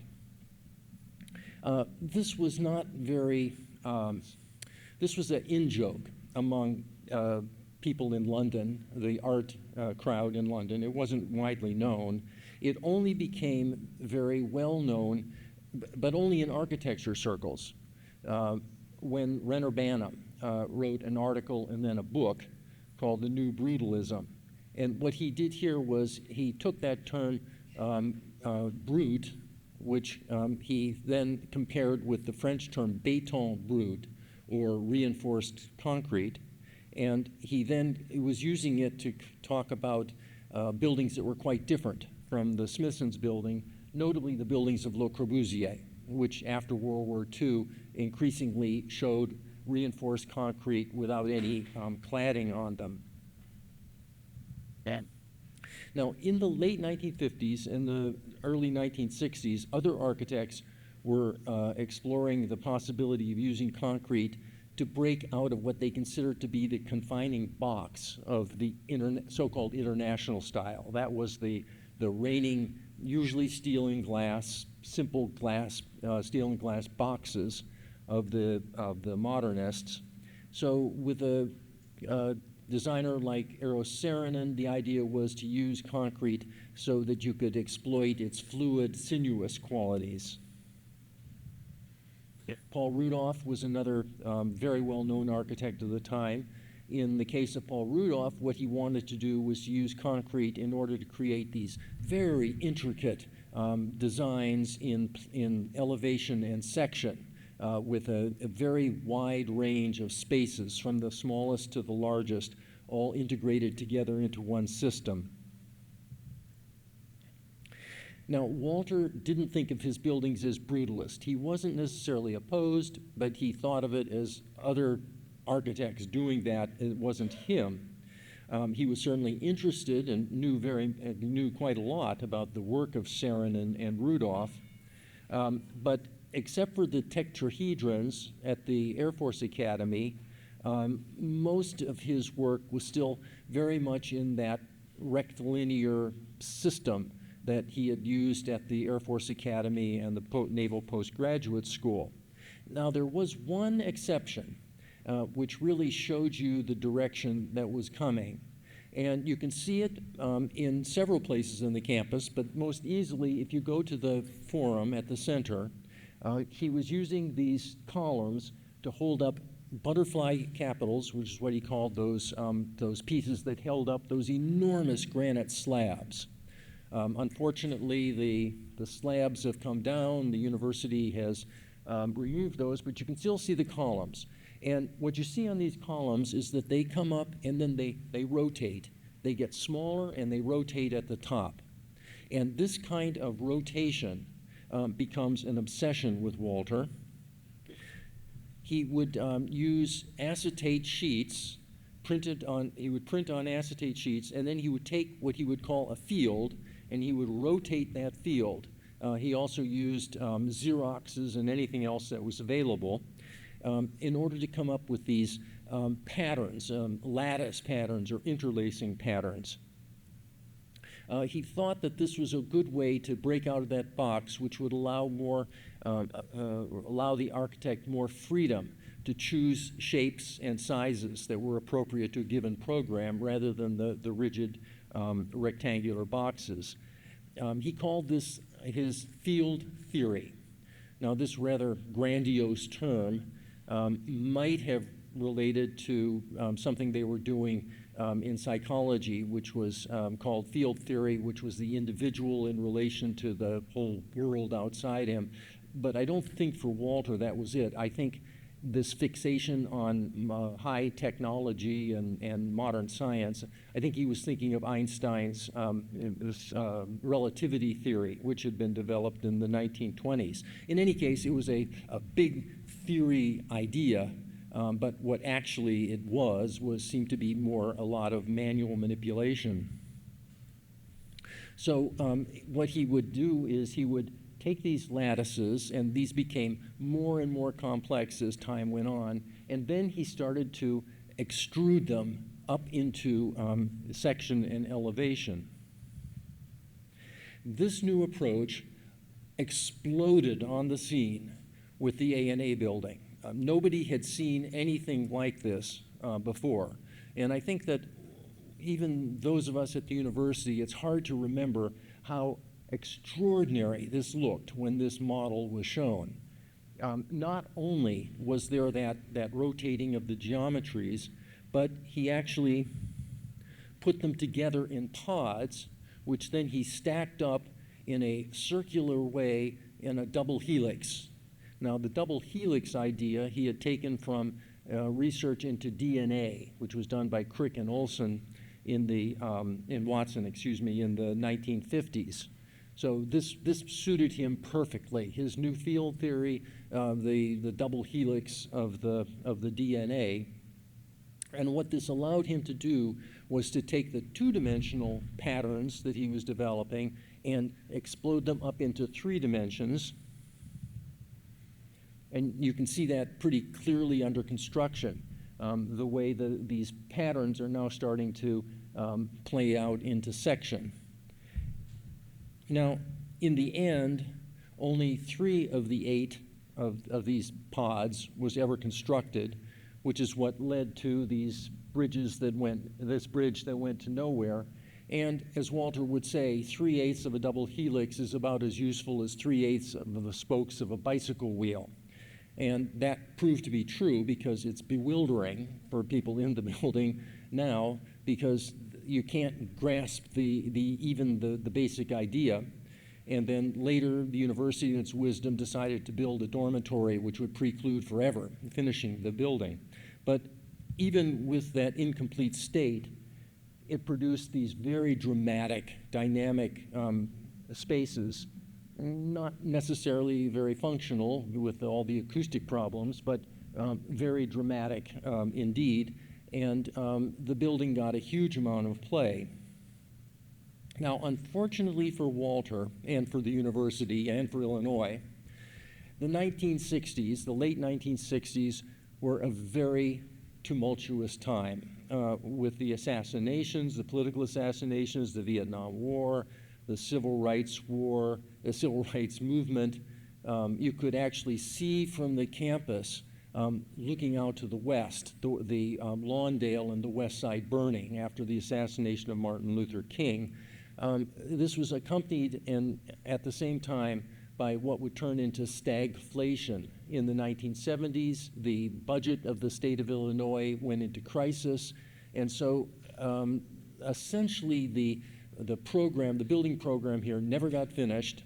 There were a few more buildings that were done, but it never had that same enthusiasm and optimism of those first years of the university. And in the architectural world, there started to be a big reaction against modernism of all kinds.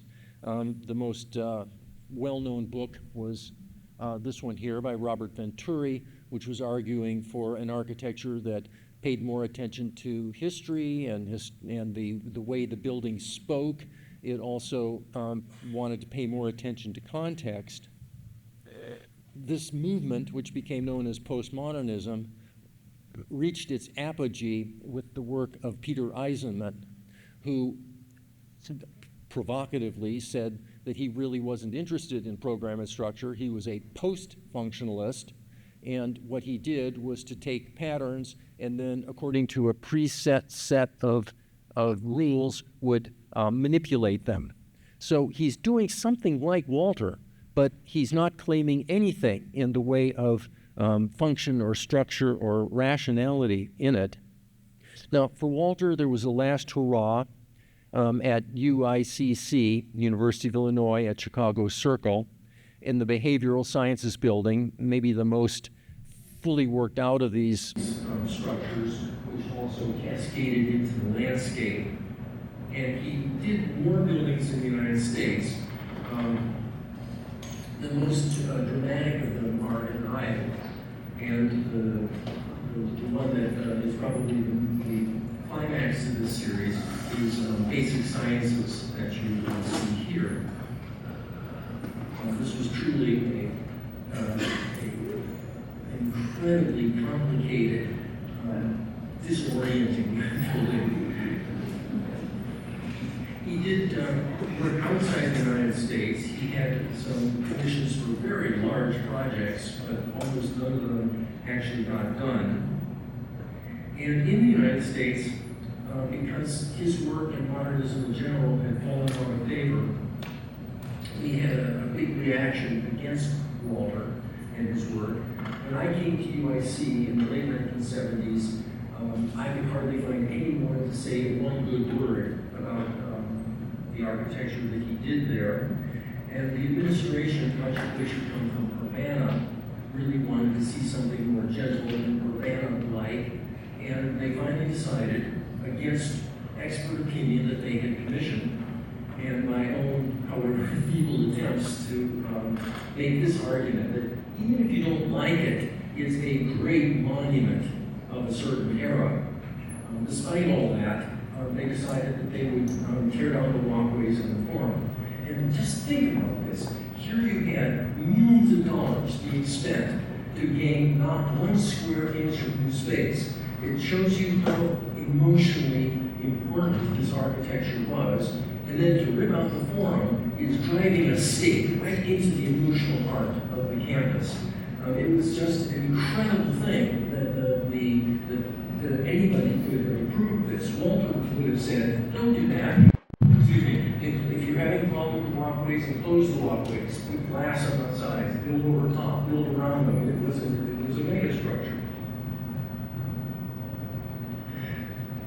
By this time, because times change and things seem to go around and around, the term brutalism, which had been almost completely forgotten, came back to life with a vengeance, but now as a completely negative term, and not by architects, but by people who had discovered it, who were journalists and in the popular press, and they were using it just as to say anything that was really big and concrete was bad.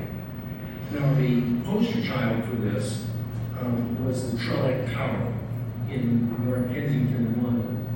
And I think it was because it was concrete, it was very conspicuous. I think it was also because it was social housing and there was a lot of crime associated with it.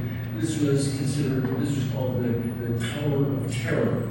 It was regularly voted the ugliest building in Britain. But what goes around comes around, and it turned out that this became incredibly popular as they started to sell off some of the apartments to young, sort of some avant-garde young people in Britain who loved it, and loved it, I think, all the more because it was so detested by the bourgeoisie. So it started to become a cult object.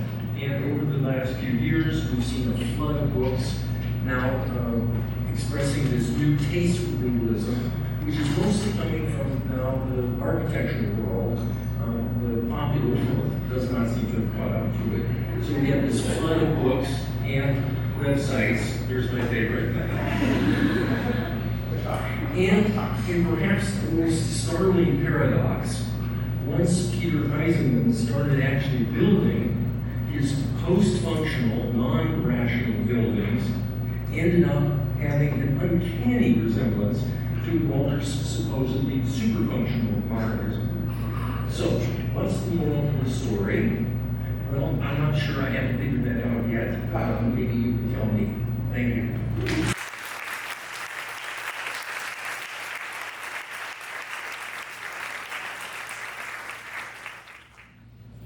Thank you for these fantastic talks. They helped me a lot to see concrete in Chicago in a new light. Because of course, Amy's talk and her productively complicating the kind of political imagery of concrete. There is Eker, his talk, who sort of maybe we'll think twice when we think about the strength of concrete, and because we saw kind of soft and puffy surfaces in Fisak's facades. There is Thomas's talk. After your talk, I think we'll all walk out and see suddenly Chicago's concrete everywhere, and of course, Bob's talk, where I was really struck to hear about all the internal politics of SOM, which helps me understand how Netsch was able to establish this sort of own terrain and its own language, and that started to make more sense to me now. But having few presentations on concrete in the US and one from Spain, it seems appropriate to maybe start the conversation teasing out some of the differences between those practices. And so to begin, I would like to do some maybe comparative history and tease out the wide interpretations and the applications and the forms of concrete in the US are so distinct from other places. So looking at Fisak's work, for example, that Eker presented, I cannot help but see a different aesthetic sensibility, a different approach to the material, a different understanding of concrete structural capacities in comparison to work done in the US. And Fisak is certainly no outlier. I mean, we could look at Heinz Issel in Switzerland, or Ulrich Mütter in Germany, or Felix Condella in Mexico City, where we see a very different approach to concrete structure, to material efficiency, and to spatial quality and formal repertoire, even though they use the same words. And they describe, also every work is always described with its efficiency and with the use of concrete and the strength of concrete, but and yet they look entirely different. So of course one could say, well, these architects were focusing on shells, shell construction, and that was simply not what people like Netsch were interested in. Though it seems that in the US there was also a certain condition in place, and Amy sort of, I think, also hinted at this, a certain focus and a different economy in place that maybe made experimental work, and this is maybe too fine of a point, but or gave experimentation a different look. Is maybe, Thomas, you would say, no, that is just a different experimentation, and the strength is also, maybe we can go to that, but maybe each of you could sort of tell us a little bit more where you see the differences to experimentations that were going on outside the US, so we can also understand the US's contribution. I'll start as the non-US person, I guess. I mean, I think it's interesting to see FISAC in the context of how architecture offices work in Spain. Until very recently, there is like much more of an artisanal understanding of what architecture is. We haven't had corporate offices. It's a fairly new concept for Spain. So there's one is it's a very author-driven architecture. There was always a very close relationship to the craftsmanship, which allow, I think, to do a lot of testing. And I think, in general, architecture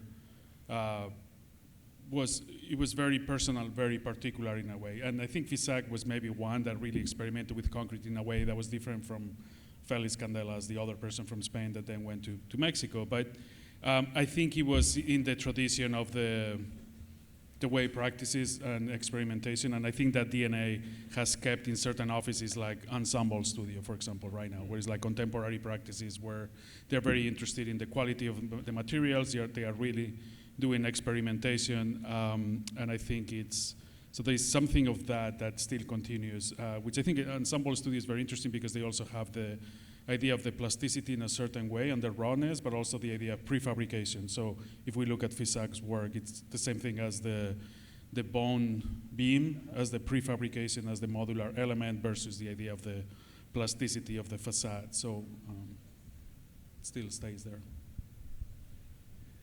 Yeah, the natural comparison for me is Italy.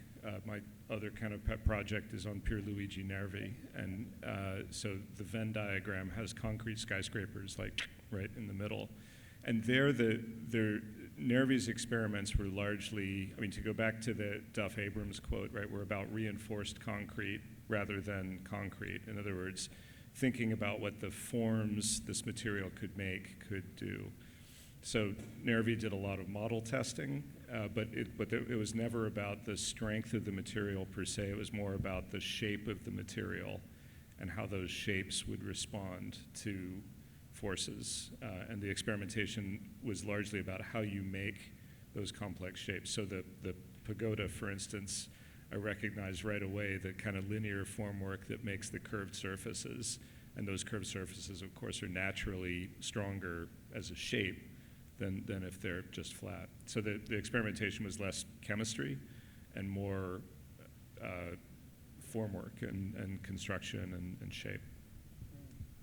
And I can make it even worse, which is that I looked at a lot of the same folks that you did, so Duff Abrams and Herbert Gilkey. I looked at the creation of the American Concrete Institute, Portland Cement, and also the American Society for Testing Materials.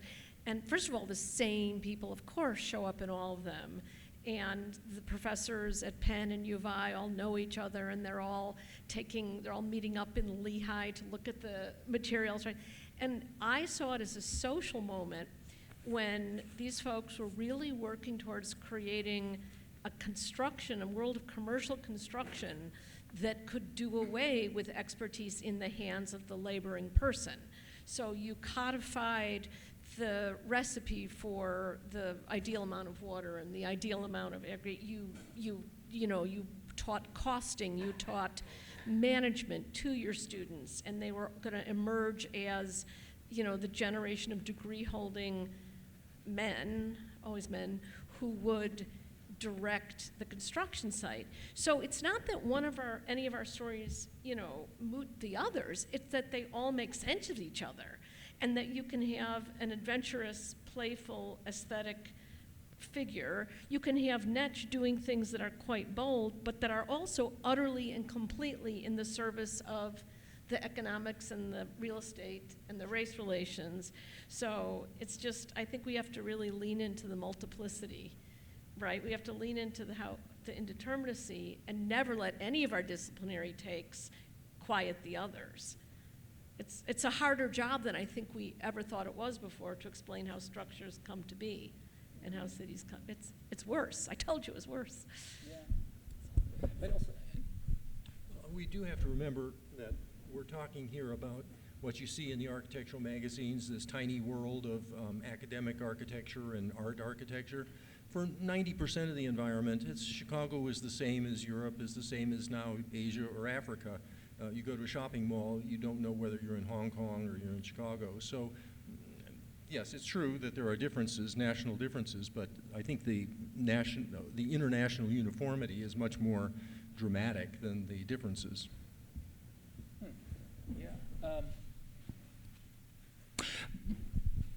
Before I give it over to the floor, though stuff happens in the 60s and 70s, right, where architectural offices grow ever larger in the US, they become corporations, multinational.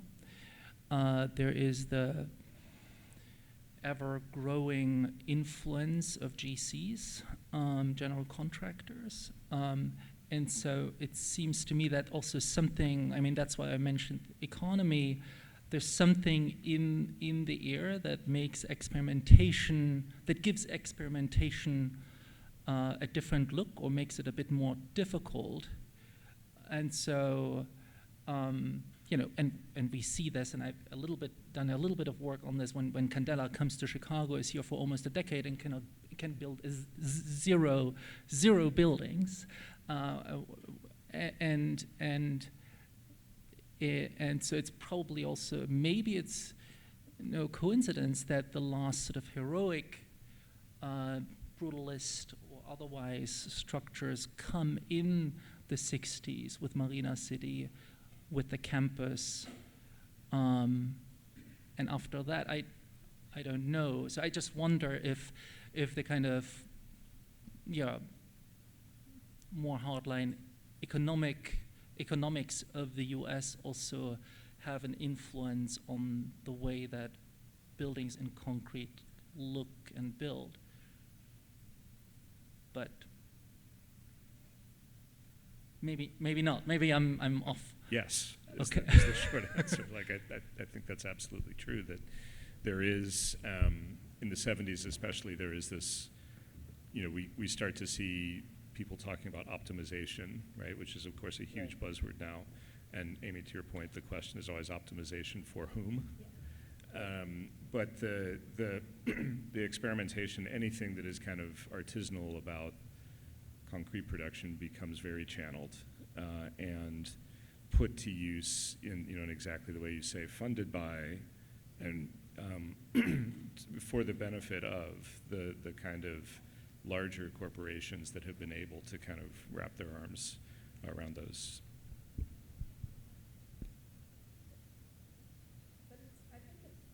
I think it's also a really interesting thing to watch the role of the firms, right? Watch the size of the firms and how the size of the contracting firms, the materials firms, and even the university departments all grow in sync with one another, right? It's not that they were small and then suddenly became large, it's that they're always growing in service to a very particular set of, economic ideologies.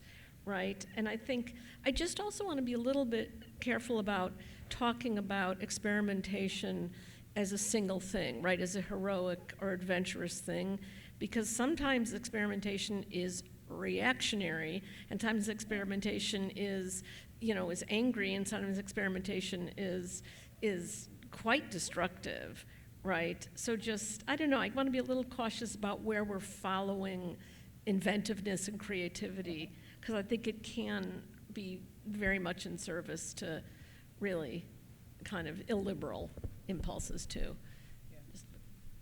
Great. Maybe just one more, and then I will hand it over. But Judith and Stewart were saying like it's okay to go a little bit over, so I will just do that. I want to ask Iker and Thomas if you could talk a little bit about the job site as a laboratory. You both brought this up as those architects in your case sort of testing the strength, sort of saying like, can we go over here and test this on your, and you had the same comment in terms of, I just, feels like sort of asking the foreman to like just string this together and pour some concrete, see how it looks, and we turn it over. And so I like that moment, which is so, it seems like concrete allows for that, more maybe than other materials, but again, you're the specialists in that topic, so I will leave it at that, just as a teaser. Yeah, again, I think the historic tradition of Spain is like one is the architect and the foreman or the people who are working is one-to-one. Everybody goes to on-site, and a lot of decisions are made on site. Even if you look at the drawing sets and things like that, it's just like they are minimal, and a lot of decisions are made there on their site. So there's like an understanding of the capacity of the skills, but also I think a built-in trust with the people who build, where you're allowed to make some of these decisions. I think in the case of Isaac, you see it where he has in his mind already things that he, as I said, like he knows he's solved the roof, but he hasn't solved the issue with the facade and what he can do. So he sees it as a way of being there and testing. I'm not sure if he really knew what he was going to get out of that, but he's always testing. And then he's using his own studio as a way of testing also some of these things. So he's always thinking about the buildings as the laboratory. And again, just not to bring the same thing about Ensemble Studio, but they have exactly the same approach, that every building that they occupy is a building where they test the things for the other buildings. So it's this idea of being on-site with the skilled labor, people who they trust, people who they work with, is intertwined. I think you're talking about the scale of the offices here in the US. It's like that distance becomes huge. It's like the people who are drawing, the people who are thinking, they are not the people who are on site. They are not the people who, the companies who build it are massive companies. So it's like that never really existed in Spain. So I think that's a huge, huge difference. I throw in one thing to picture also. I think it's true that the construction itself is so increasingly, steadily, more and more committed to divided labor, less and less skilled experience, or less identifiable skills among the people on the site, and proprietary pressures that say that the person who, the person who fabricates the mullions, the person who supplies, or the firm that supplies the mullions, the firm that supplies the glass, and the firm that applies the sealant, 3 different firms, liability discourages exchange, knowledge is lost, and part of that knowledge derives from the teams of almost day labor that come in on the scaffolding and seal the windows, right? And they know how the sealant does and doesn't fit with a particular assemblage, but their knowledge is totally illegible as such. It's the complete opposite, because the imperatives of speed and economy don't render them into technical knowers. So I think it's exactly as you describe as it scales up. Yeah, I would just add that a good portion of my professional career was spent as a job site architect. And you learn very quickly that the building gets designed twice, right? It gets designed in the office, and then there's this improvisation that always has to happen on the job site because the person in the office didn't have the knowledge. And I think that how that to me translates into what I was talking about was the proximity of material service to job sites in the Loop, right? Their yard was literally a 10-minute drive. In New York, all the ready-mix yards are in New Jersey, so it's a 90-minute drive. And the ability of the expertise in the lab, not the office, but the lab, and the kind of need for that expertise on the job site was much closer, much tighter. And that was something that resonated with me right away, that the ability to go back and redo it, or the ability to improvise as you needed, is a lot more prevalent, I would say, probably even today than we typically realize. And so the expertise, when it can go both ways, when the guy putting the sealant marches into the architect's office on the job site trailer and says, "You do not understand how this goes together," I think that's where the best case of knowledge transfer happens. Very nice. I know that you all have more questions. Can we have a few questions from the floor? We're going to ask that you grab those people, don't let them get to the food table, or a glass of, or maybe you bring them a glass of wine as you ask them your question, because we'd like to invite you to grab some food and check out the incredible photographs out there. And I also want to please join me in thanking our incredible group of Alexander.